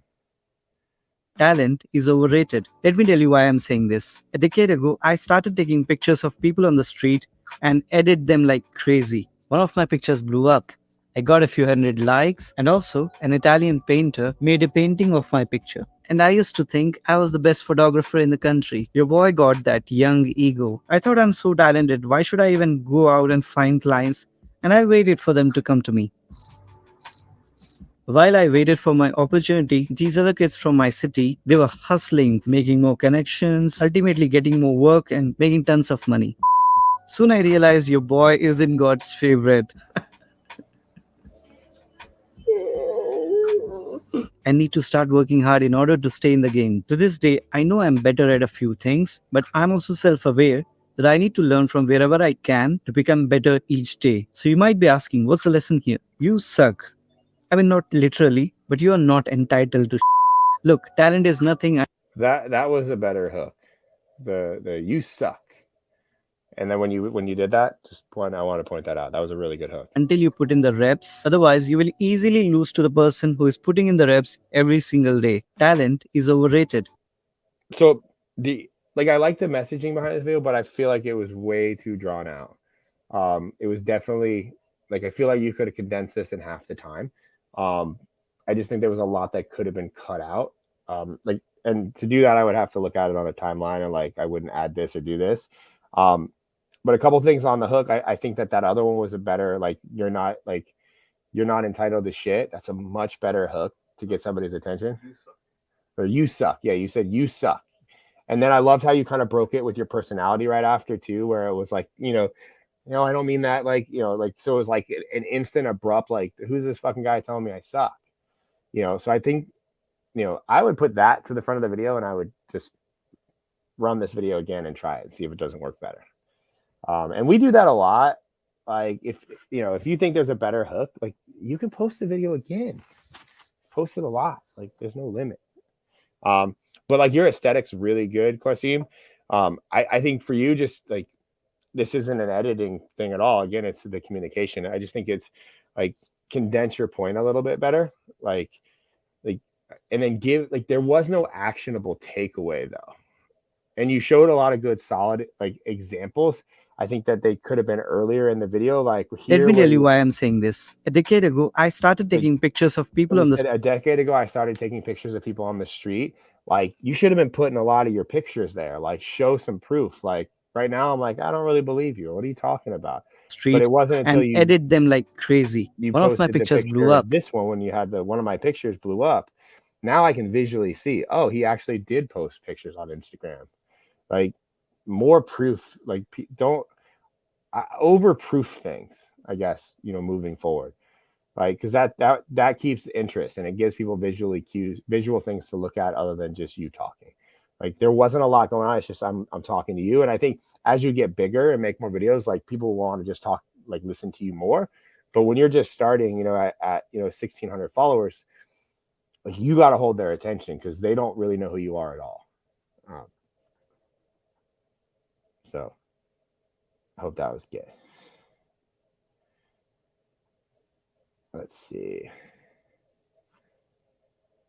You had a good storytelling though. Like, yeah, your personality was really good in that costume too. Like, I loved how you left the laugh in there, but I think you left it for too long. Yeah, or the crying, I think, was a little bit too long, but it was. Yeah, like I think show the emotion, but just condense it. Like, you got, like, these videos got to be fast, man. These people don't like 2 seconds. Yeah, like, I know I made a video like 2 seconds. Like, don't make it so fast to where they can't like comprehend what is being seen or heard. Like, I seen people post like a picture, but it's only there for like 3/4 of a second, and I'm like, what did I just fucking look at? Like, I have no idea. Yeah, it's like balance of. I might have to do another Red Bull. Fuck it, I'm gonna go to bed at like 3 a.m. They should feel the emotion of the video, but don't drag it too long. Let's see. Whew. These are fun. They turn the air off in our fucking. I'm gonna talk to Brian. Brian's a man. Brian is the guy that like runs the I don't know what his position is. Like, our studio. Like, this is a co-working space, so it's like we have, like, Brian's the dude. Like, shout out to Brian if he watches my stuff. But yeah, we're going, like, I'm fading. I get up early. Like, I have a daughter, man. I'm up at like 6:45. So these are late for me, but I want to get everybody. So people are liking the audits. They say to be more. Well, wait, based on what I just did on the audits, what do you like? I mean, do you guys have any like follow-up questions on that? Let me stop sharing my screen. I will do these. They're fun. Like, and I don't want to look at them before either. I like that they're random. Like, so you're getting my thoughts right away. So you gotta hit him with the tough love and then like soften it up. Like, yeah. Luis always says I'm aggressive. Right? I'm a bully, but I don't mean to be. Conviction in what you say. Let's see. Ryan Wall said he made a Slack thread for these. That's cool. Thanks, man. Second bully lookout. Yeah, I know my blood pressure was actually high, but they're sugar free. I'm not in the position to give up my Red Bull addiction, so I'll just continue to do steroids. Reframe what you mean by steroids. What I mean by steroids is TRT and hormone optimization. Like, supervised by medical professionals. Yeah, I did my blood work last week, so, and I got a physical, but I can't decipher if my blood pressure was high from my physical based on the amount of Red Bulls I drank or the amount of stress and pressure I was under that day. I had to make some decisions as far as letting people go, and it was a rough day. Chills and thrills. He wants me to roast him. Chills and thrills. Let's check it out. I can't leave you hanging, man. I saw the second one. Is it Chills and Thrills? Is that your actual account, Chills and Thrills? I'll do one more, and then we can answer more questions. I got like 30 more minutes left. Let's see. Let me go to present. Matt says, never the caffeine, always the stress. Good to know. I don't agree. If I die, I have to go with Brandon Carter. I'm not going to die from sugar-free Red Bull. That's all what Brandon Carter said. Brandon Carter, what was it? He has that, like, Brandon Carter said he will never die from tap water. I agree. And Brandon Carter drinks more caffeine than any fucking human being I know in existence right now. Like, was it like 1,200 milligrams a day? It's something like that. Like, what people don't understand about sugar-free, this is like the 12-ounce can, so yes, a little more. There's like 120 milligrams of caffeine in this can. There's only like 70 in the smaller can, which is like a Starbucks coffee is like 350. Like, so you could technically, let's say there's 150 in here. I want to be precise. Like, 2 of these is one coffee from Starbucks or one coffee in general. Like, and I don't drink any sugars. Like, I don't believe in any of that. Like, it's all sugar free. So yeah, there's the aspartame argument, but I mean, I'd rather. Matt says he drinks 2 energy drinks a day. That's insane. Ari was telling me about her former caffeine addiction. She had like she had pre-workout, like 5 coffees in the morning. Like, she was an athlete too. Like, I don't know, man. Like I feel like I don't know. Like, this is not medical advice. This is not medical advice. Yeah, I'm not. But I did do a workout today where I performed really well. I did a 3-mile bike on the assault bike at CrossFit. I did 3 miles in 7 minutes and 3 seconds, which beat all but one person at the gym. And prior to that, I hadn't eaten, and I probably drank 5 Red Bulls. So I don't know. So over 500 milligrams caffeine? Yeah. It might be a lot. Luis, why are you judging? Bro, I care for your health. You dry scoop pre-workout. Not always. You're right. I mean, I will say, I know it's out of hand. My caffeine consumption. Like, tell them what people got you for your birthday. Yeah, everybody bought me sugar-free Red Bull for my birthday. Cigars and sugar-free Red Bull. Like, I literally live on that. Like, I can't wait till after the stream because I'm gonna sit on my porch and have a cigar. Decompress. Someone's asking what software you're using to go live and be able to show your screen. Sorry, that was loud. StreamYard. I just bought it, so I'm new to it. It's StreamYard. I think I'm paying $39 a month. I had to buy the premium version. This is not Chills and Thrills. What is your account, Chills and Thrills? Just so I get the right one. Can you put it in the? It might be the same name. Chills. Did I miss it? Chills. I typed that. He wrote it. I'm gonna assume it's the same name. I typed it in, but like I got some random account.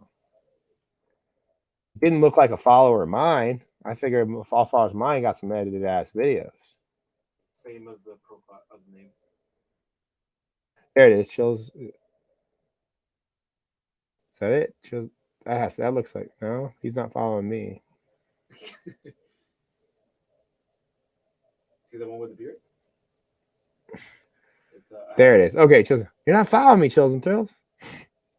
Well, either way, you got some. I mean, you got a 17K right here. Good job on that, man. Also, something to take note of. There's another weird. If all somebody's videos, especially on Instagram, are the same amount of views or they're very close, something fishy going on. Like this looks like if you look at my views are all over the goddamn place. Like that's normal. Just like on TikTok. Like if all the videos are like 50,000 views, something's weird there. Just be mindful. Not calling anybody out, but just be mindful. Let's see. I like the first video. Which one? The 3 best restaurants? Yeah. Yeah, well, that one got 13K. Then It's this, talking about Orlando or like Universal. yeah, let's watch that one. All right, so when you come to Universal Studios in Orlando, Florida, this is City Walk, and here are the 3 best restaurants for City Walk. All right, so here's the #1 best restaurant at City Walk at Universal Studios, and you got Antojitos Mexican restaurant. And there's Jamie. All right, so your second best restaurant at City Walk at Universal is going to be the NBC Grill Brew, which is your typical bar food, hamburgers, chicken wings, and french fries. All right, so the third best restaurant is going to be Vivo Italian Kitchen. And this is where you get your typical Italian foods like chicken parm and spaghetti. But this is a good choice, but not the best one. All right, so when you come... So, I mean, I can see why this got views. This is informative, and it's all opinion based too, on your opinion, which is great. I also do like that you have the bright hat. I think that adds a little like look at me to the video. I would say I would test this video again. I would cut out all the times when you said like #2 restaurant or second best restaurant. Just go right into it. Like you said it in the hook, the 3 best restaurants, and a variation of this and something that like this deserves more views. That's why I think you could redo this. One thing that I would say is that, all right, so when you come to Universal Studios, like the intro, the hook here was kind of relaxed. All right, so when you come to Universal Studios, if you said these are the best, I think these are the best restaurants at City Walk in Universal Studios Orlando. Like now you're commanding with your opinion. I think that would work a lot better. And then you just go right into the restaurants.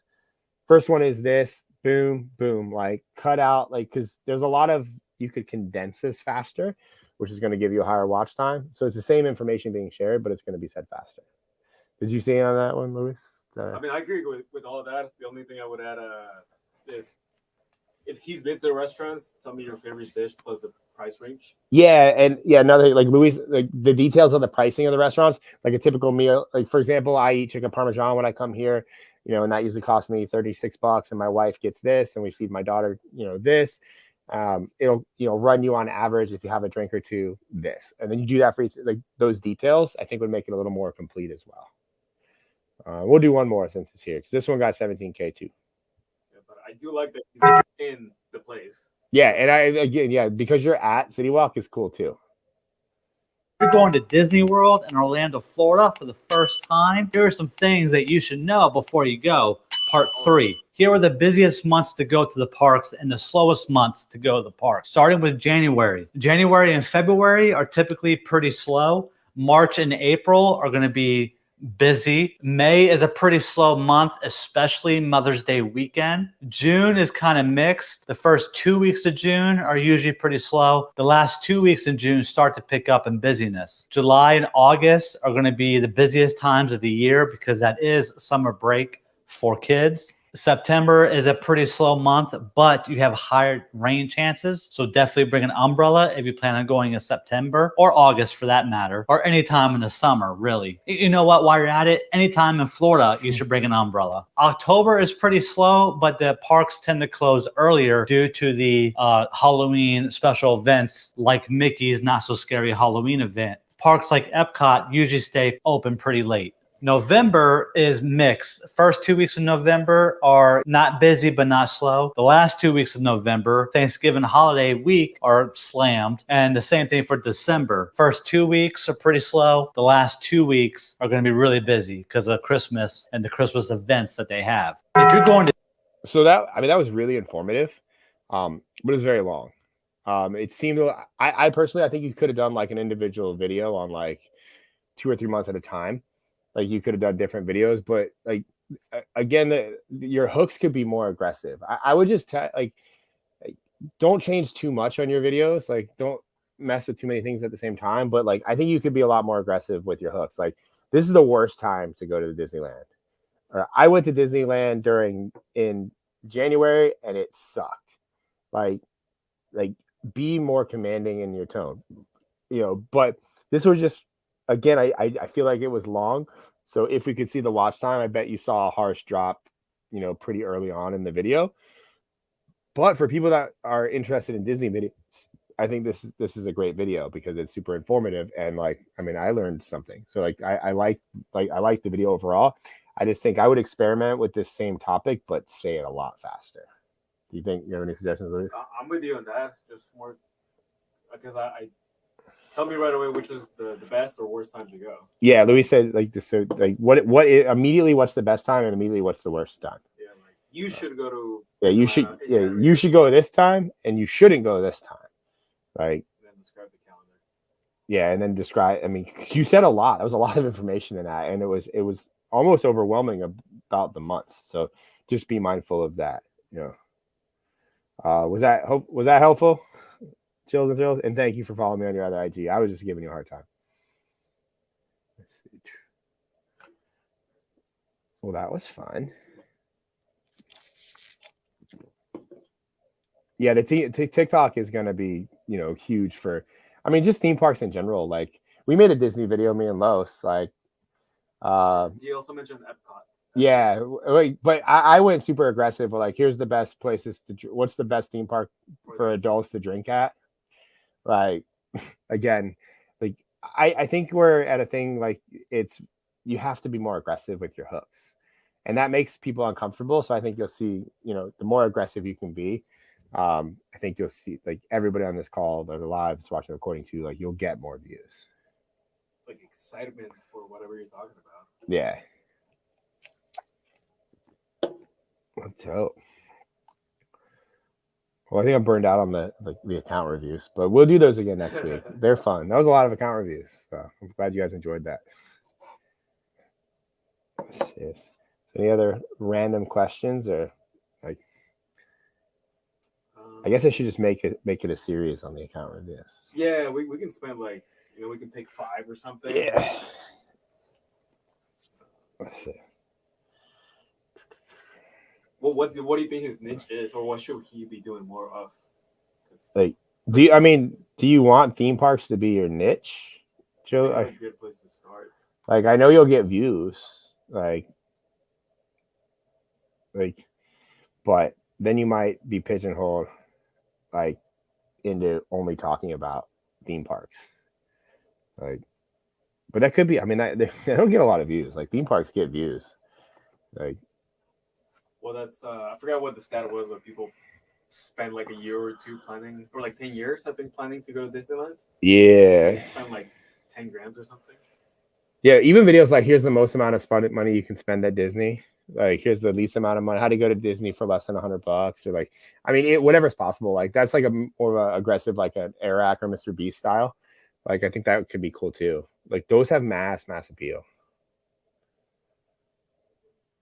JB's asking about Devin's videos. I'm assuming you mean Devin Jato. I think his videos are cool. We've chatted and talked at Ryan Pineda's event. I think you should go more broad. I say that to him every time. Like you just, if you niche down, like he will in the short term. I think he will. People that niche down in the short term end up making slightly more money in the short term, in my opinion. But if you want, eventually, this is why I don't like niching down. Like eventually you're going to run out of people to sell to because niches are only so big, and or you have to turn to ads to drive new followers because you're not getting that mass exposure and reach. So if I were to only talk about video editing, similar to a few of the other, you know, like people in this industry, then I wouldn't get million view videos. And because it's very hard to get a video editing video to get 1 million views. It's just, you have to take a different angle. Like the most I've seen lately on that was that one that was like 400,000, which was the Hollywood trick. We used it in one of my videos. You know, and again, it's, you eventually run out of people to sell to. Like if you're selling through your bio link, or if you're selling through your DMs, or if you're selling through like retargeting, at the end of the day, it will come to a point where you need to grow your following because you have run out of people to sell to. And that may take 6 months. That may take 6 weeks. That may take, you know, a year. But every single person that like most everybody assuming follows, like they all talk about broad reach content, but there is money-making content mixed in. Like I'm not anti-niche content. Like I make videos, like I'm doing these live streams and basically these are niche, like, but there's, you know, to get massive reach, like the short form is for massive reach. Like use it, like exploit it. Like I just don't understand why people pigeonhole themselves, because at the end of the day, the like in video editor, like they're gonna follow, like you guys all follow me. Like, I mean, I don't know where you guys all came, and like the people that follow me, like, you know, where everybody came from, but it probably wasn't from a specific niche-based video. It was probably from a viral video. And then you came to my account and then you started watching all my other videos. And that's the power in it, is when you go viral, you get a lot of profile views and people start watching all of your other videos, the ones that they're interested in. And then people go down the rabbit hole. I've had so many people tell me that they've stayed on my account for like 30, 45 minutes a pop, just scrolling through my videos and watching them because they're different, they're unique. But what they're seeing is my personality. My personality is what stands out, not my niche. Like, and that's what you want. In the long term, you want people to follow you for your personality. Because let's say that I only talked editing and you became a great editor and you started making a lot of money as an editor. Why do you need to watch my videos anymore? You don't. You just move on. But if you like me for who I am, you like me for my personality, you're going to keep following. Right. So, but that's why I'm not a huge fan of the niche-based videos. But if you want to sell shit, you got to sell hard. I learned a valuable lesson about that this week. Mo's asking if he should do street interviews about mental health. That's his industry niche. I think everybody should do street interviews. Like, they make you better on camera. I don't know if, like, it's just how it's not about the topics of the videos. It's about how you frame the questions and what you say. Like, that's it. You know, like, you could talk about mental health, but if you just say, like, I mean, that's a very abrupt thing. It's like, would you just walk up to somebody and be like, so do you struggle with mental health?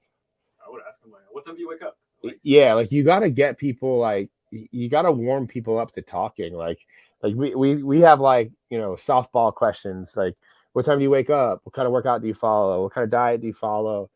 And then you slide in, like, you know, do you have 6 figures in your bank account? Like, you got to warm people up to talking to you. And I mean, I doubt they'll open up right away to mental health, because that's a lot of, you know, it's insecurity for people. But I definitely think you should do videos in the street. I don't think anybody knows they have mental health issues. Yeah, Luis said he doesn't think anybody knows they have mental health issues.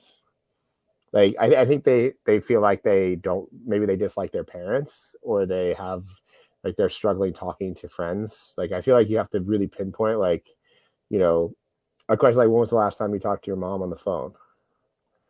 Like, and if they say, like, yesterday, I'd be like, oh, do you have a good relationship with your mom? Or if you say, if it was like, oh, I don't remember. Like, was it because you're busy, or like, do you just not have a relationship with your mom?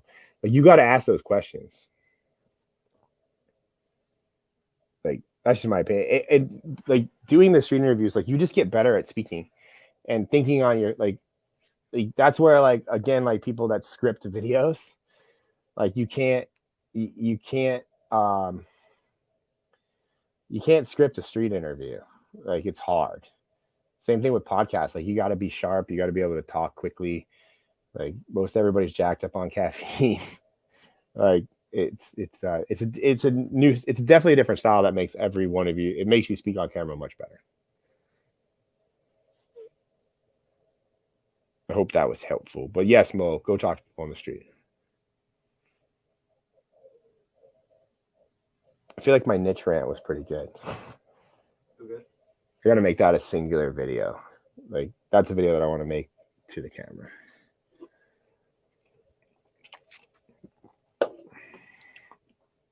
Like, also one platform people too. How do you feel about that, Luis? Like, if people only have a following on one platform, like, how does that make you feel? Either they just blew up there, or like Instagram is like the easiest to fake, so I wouldn't even rely on that one. Instagram's so easy to fake. I trust TikTok and YouTube over anything. There's always one that stands out, and that's normal. Yeah. But a lot of people don't post to all of them. It's like they don't know that they can post the same video everywhere. Yeah, like, you gotta, like, one platform. What's the word for that? One platform pony, or like a one trick pony, or one platform. I don't know. I have to come up with a clever name for that. But if your biggest platform is Instagram, I think you're fake. There's a high likelihood that you have fake followers or fake engagement or something. Because if your videos are only working on Instagram and they're not working on TikTok, something's off there. And if they're not working on YouTube, or you're just not posting YouTube, you're just being lazy. Same with Facebook too. Like, you know, and naturally you'll have a hierarchy of like what, like you'll have your high one. Like for me, it's TikTok is my biggest, Instagram is my second, you know, Facebook and YouTube are about identical right now at like 30,000. But that's just because I'm actively focusing on YouTube now, doing lives and shit. So, Robert asks, follow-up question based on what you saw with Nick. Should I let him rant next round, then make him do the hook after? Yes. He seems good at ranting. Don't stop people from ranting because you want the passion to come out. So yes, definitely have him, you know, like get his thoughts out, I guess is the best way to put it.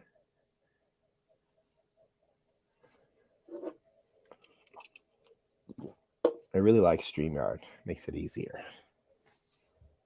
We're going an hour and 45. These are like seminars every week. You want to answer JB? What do you say? He's basically saying that he's also doing interviews and he grew to 11K in the past month, but his followers are not ideal clients or want to buy his service.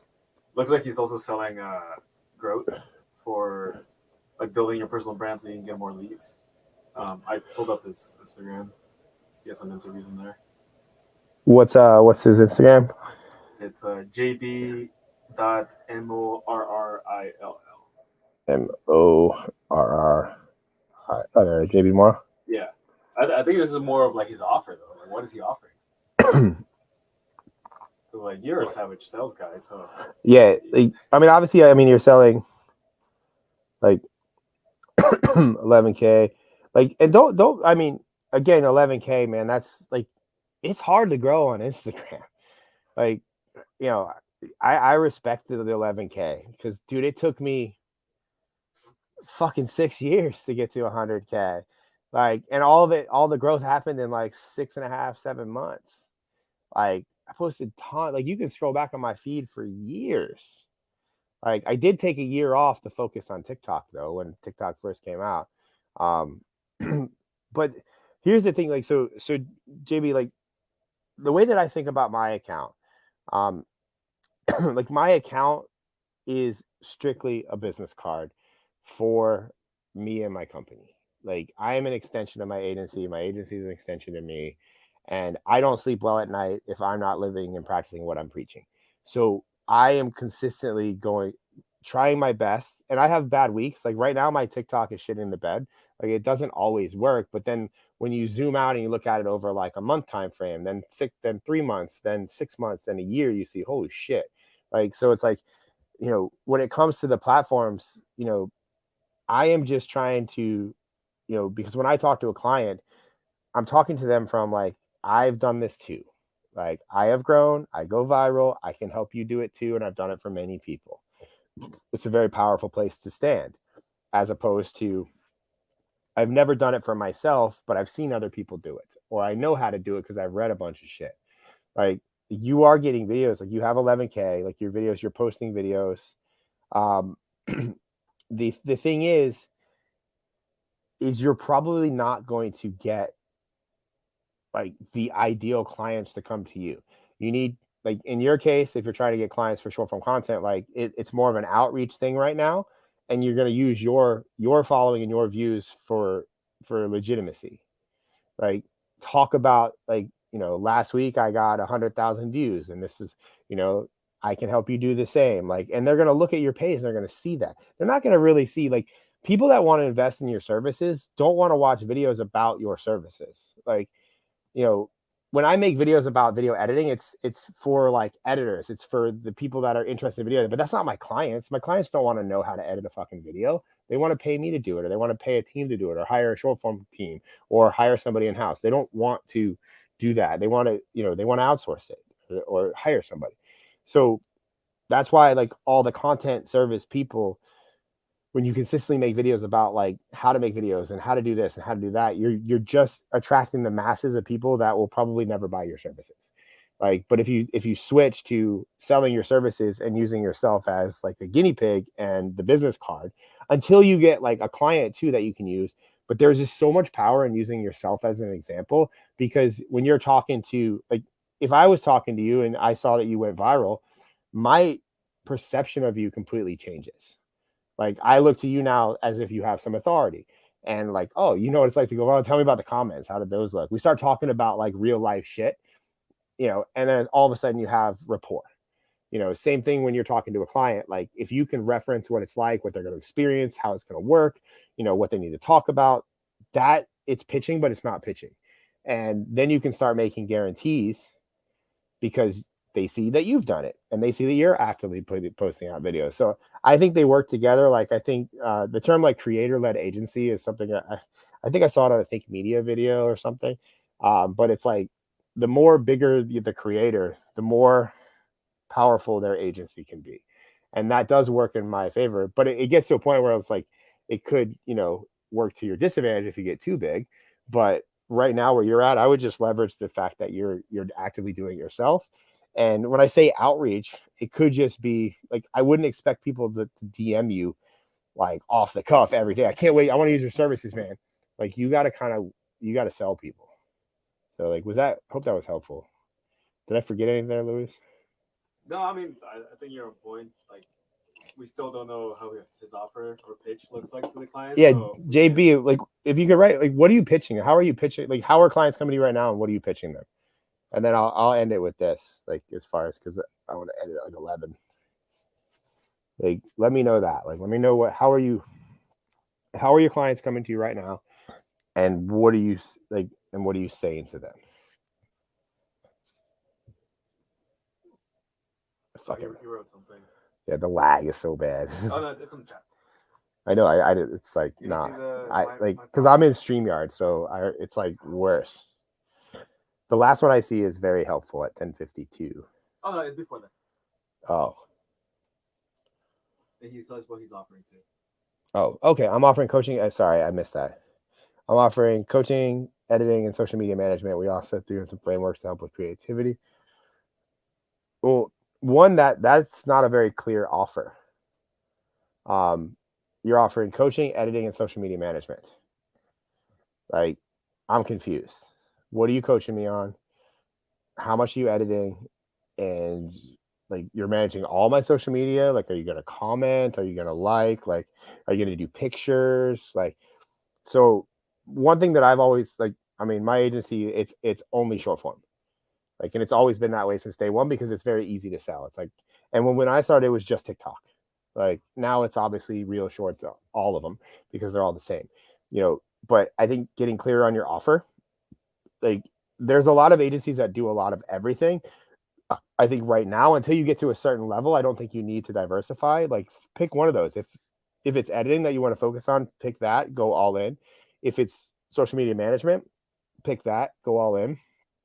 If it's, you know, coaching, like, because again, people, if I'm going to buy my services from you, like, I'm not going to take coaching from you until you build rapport and you build a credibility within me. So it's like when somebody buys your services, it's like they're testing you. You know, it's maybe like for 90 days, we're going to see what happens. I hired this guy. He's doing this. You know, gradually over time, they'll accept like the only reason I can kind of coach clients is because of the reputation that I built. But like when I first started filming with clients, like I had to sell them on the fact of me even just coming to film with them. They didn't want to do it. I had to like sell that. And I wasn't even charging extra at the time. You know, they just didn't want to spend their time. They're like, I don't want to spend 3 hours, 4 hours. Like, you know, so like I had to sell the act of me actually filming with somebody because the clients want to take the lazy way out every single time. The clients just want you to, just chop this podcast up, make it work. You know, so like I think getting clear on on your actual offer and sticking to it, and you might take a short-term dip in income, but over the long term, you're going to be more. It's going to compound. But that's, you know, and then I mean your bio, you have like results. So like over 800,000 followers and 50 million views generated. Again, like I see that number and I don't know if I believe it from the account. And that's not discrediting that you've done that. But that's how people think. They're just like, oh, I don't believe you. Like they're going to see that and then look, oh, your last video had 1,000 views. Like you suck. Even if your back catalog of videos is currently going viral, nobody sees that. So maybe, you know, like guaranteed followers and 50 million views. Like I love guaranteeing views. Like or views generated, like I'm looking at like where, like I have 100 million views generated on my TikTok account, and I have a screenshot of it that proves it. Like I think introducing like, you know, more proof in your like in your post, like on your pin post. I think pin post would be a good place to put like some proof of like your stuff. And then like I know you have the results like story thing here, but I would probably add it also. I would do a variation, you know. He needs permission to make the feed ugly, because I noticed that he's not posting the reels on the main feed. Oh yeah, are you not? Luis said, yeah, you're not posting your reels on your main feed. Yes, like give him permission to make his. Like, is there a reason you're not doing that, JB? I think he wants to keep it like more flexing looking. Let's see. Yeah, are you? Yeah, why aren't you posting on the main feed?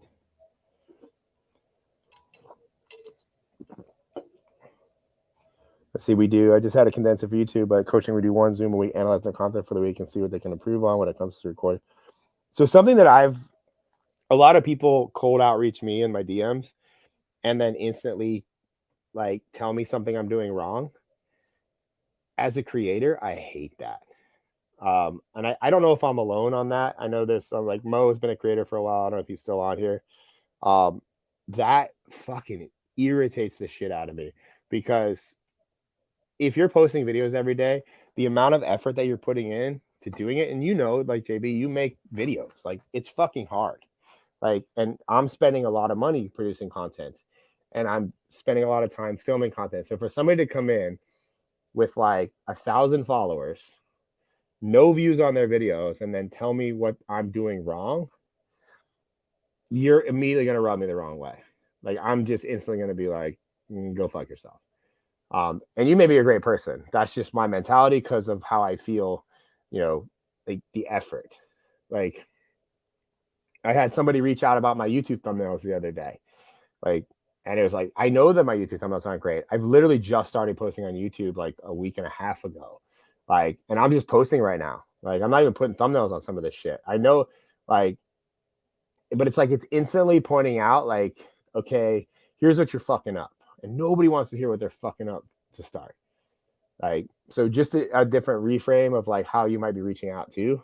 It's like someone walking to you and being like, "This is why your girlfriend, like all the defects about your girlfriend." Like, yeah, like it's like, you know, if you walked up to me in the street and it was like, "Yo, I can tell you how to, like, you know, I can tell you how to get a hotter wife." It's like what? Like, who the fuck are you? Like, so I would just, you know, but yeah, I would definitely share. Like, it's okay to make the feed ugly. If that's a determining factor for somebody that's watching this, like, I don't want to do that. Like, but like Gary V's feed is really ugly. So I was like, and he's like, mine's really ugly. Like, Gary's bigger than me, and his shit's really fucking ugly. So like, seems to work for him. Let me see. I know. Mo said, yeah, if I got a loom but only saw what's on the main feed, I think you didn't get results, and I would ignore the loom. But I just realized there is reels there in another section.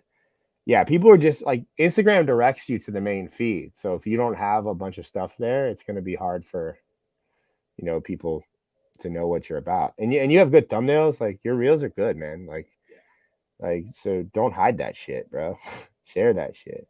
You got good views. Like, I mean, this one got 102K. That's fucking dope. 106,000. Like, getting 100K on IG, it's not easy. Like, so, you know, millions on IG is even harder. Like, but, you know, you're doing something good, man. Don't stop. Just keep going. Because, and that's also too where you have to make the decision, like are you short term? Yes, you could probably get more content-based clients if you position a bunch of content-based videos. But again, like, I'm assuming based on, I haven't watched any of your videos, but based on how you're standing, like your demeanor, like that you want to have a brand, you want to be a personal brand. So like, be a personal brand, because the bigger you get, like the more people are going to want to talk to you. Like, and I know it's counterintuitive to like, oh, don't do niche videos, because like, I just don't know anybody that gets millions of views that has a problem making money. Like, it's more figuring out what they want to sell. And I can tell you from experience, I have that problem because you have the ability to sell a lot of things and it's confusing. He has good videos I've seen before. Yeah. Luis has seen your videos before.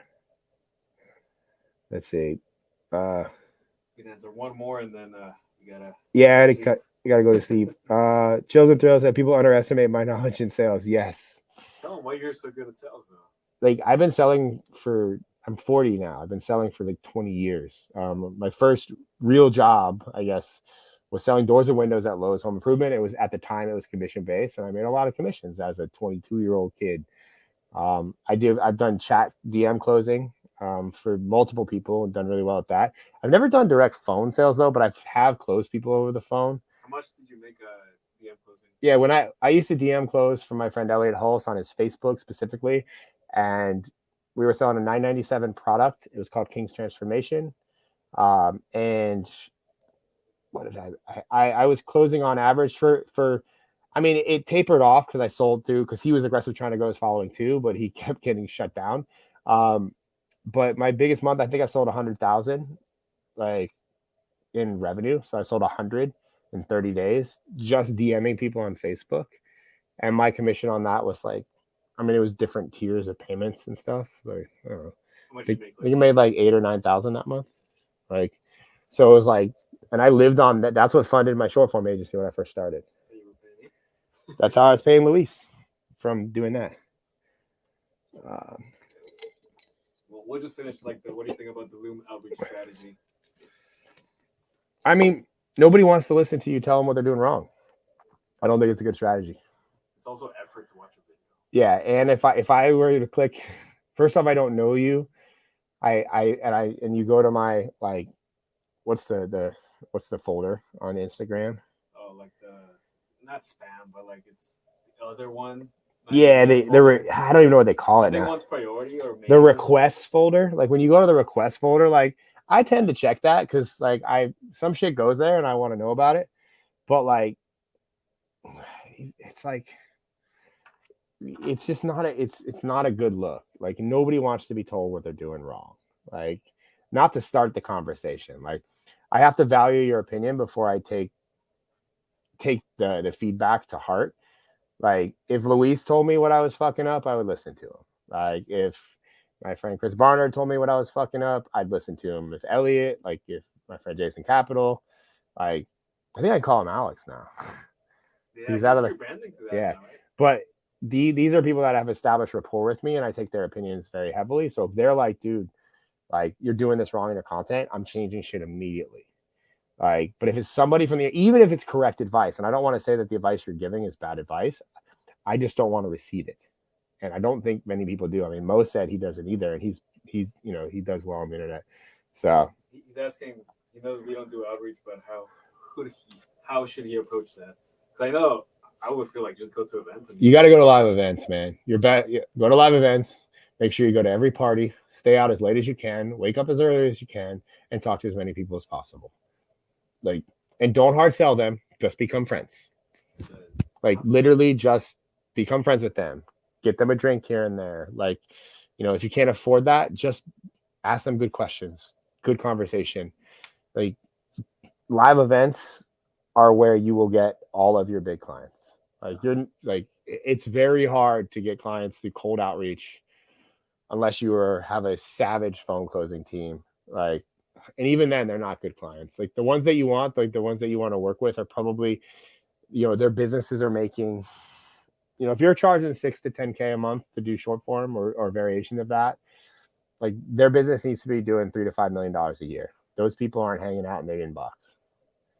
Right. What type of events should they go to? Because I know he mentioned Pineda's workshop, which I do agree. But he also has Worldcon. You got to go to events with a lot of people. Like, give him a budget though. How much should he spend going to events?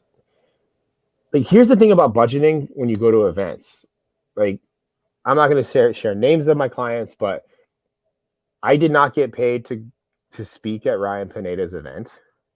I flew my whole team there. Well, not whole team, but like what, 5 of us? Yeah. It cost me like $14,000 to take me and my whole team. Yes, I did speak, so I have that advantage, and I don't want to discredit that. But I landed one client from that, which is $10,000 a month on average, because we have performance incentives and things in place. That would be $120,000 for the year. So I spend 14 to make 120. I would do that every weekend. Like, and you have to start thinking like that. Like, and you have to be aggressive at events. Like, if you just went to one event and like, I mean, this is like me bringing 5 people. I mean, shit, like 2 of them stayed at the W. Like, I didn't like, it was an event. So like, and I was speaking. So I went overboard a little bit. You have to stay where people are. Yeah. And you have to, you know, and I'm not even telling you to buy tickets to the event either. You just need to be where all the people are. And, you know, a budget for this is like, if you have to fly, you know, I mean, fly cheap. Like, there's cheap flights. You use websites like Skiplagged, you know, scan Google Flights early in advance. Most people announce their events 3 to 4 months out. Use your miles. Like, use miles if you have them. Just get there. I would say splurge on the hotel, because you do want to stay where everybody is. And generally speaking, those are 4 and 5 star hotels where the big events are held. So the hotel might cost you a little bit, but if that's your only big expense, and then unless you're like, you know, raging and partying and drinking the whole time, you're not going to spend a whole lot of money. Like, you know, if you can afford a ticket to the event, I would get the biggest ticket you can to get into all the VIP, to get into parties, to get to like the dinners, whatever, you know, whatever you can afford and buy access to, do that. And then just talk to people. Like, look for, like, I always tend to gravitate towards the people that are trying to go out. Like, and you can spot those people early on at the parties, because they probably have drinks in their hands and they're probably talking a lot. They're probably a little more obnoxious. Those are usually the people that are going to go to clubs. And quite frankly, in my experience, they make a lot of money. And they're probably going to get bottle service, you know, and you should, if you go to an event, it should be your goal to get invited out. And again, you don't have to be an alcoholic. You don't have to drink. Like, drink soda water. Pretend you're out drinking off the bottle. Throw money in, pitch in, like, or offer to pitch in. And I promise you'll make friends. And like, that's where business happens. Like, everybody that I've talked to, like, you know, it is slightly different because I have a reputation and like I am speaking it a lot now. But I've done this. Like, I go to like events all the time that I'm not, and I film videos out front. Like, and that's what I've been doing. Me and Luis have been doing for months now. Like, Mr. Chase, he said, I've seen you at the hotel lobby bar. Yeah, park at the lobby bar. Like, that is where all the people will be. You know, yes, certain people don't drink. You know, certain people do drink. Certain people like just want to hang out. Like, this isn't about drinking. It's just you need to be where all the people are. So, I hope that was like a crash course in seminar networking. Like, well, yeah. But that's how to get clients, man. Like, you got to get out. Like, even if you go to like the biggest events, like Pineda's event had like 1,200 people at it, I think. Like, you may be competing against 4 or 5 other short form agencies that might be there, where on the internet you're competing with thousands. I'd rather fight 4 people than 1,000. Yeah, but I mean, it's just making the connection and then following up, though. Yeah, and then aggressive follow up, you know, with the people, you know. Like, he says he's 19. Oh, you're 19.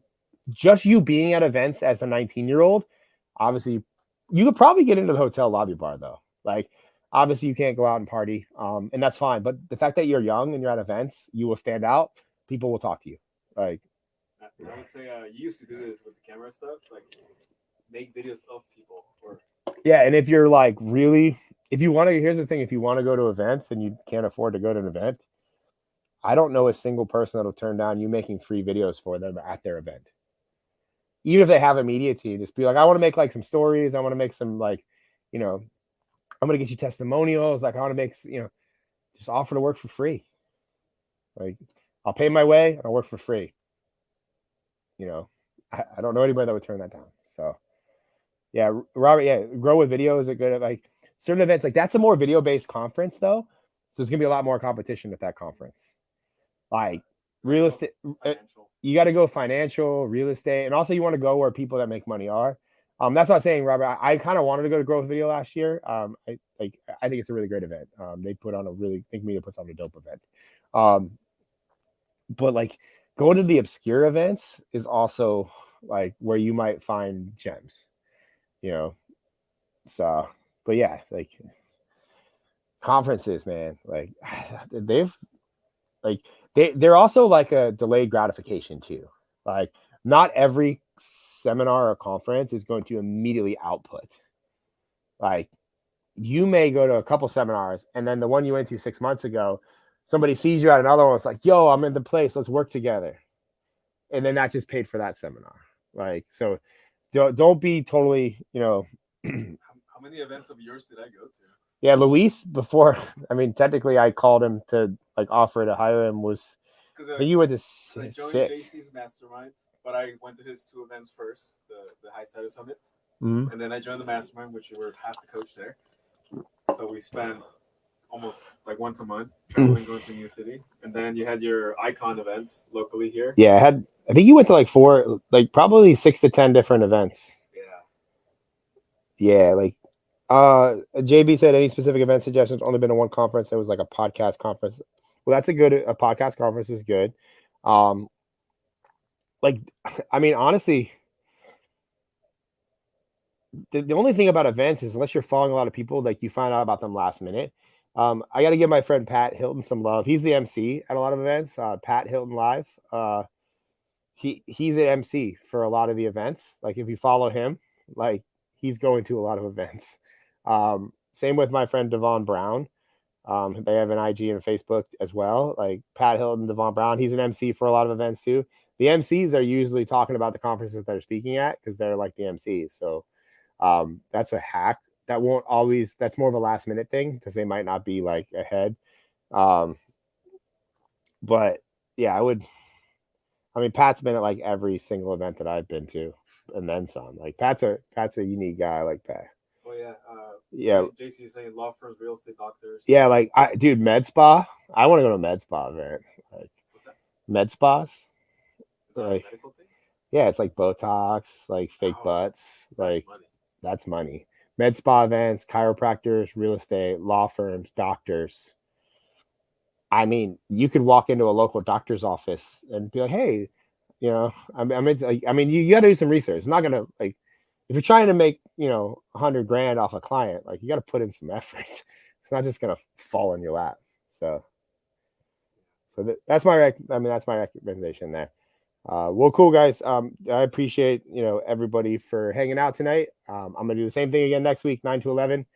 I will reach out on IG if you need any more help or questions. I'll do my best to answer there as well. But yeah, and this recording will be up shortly if you want to reference it. So thanks guys.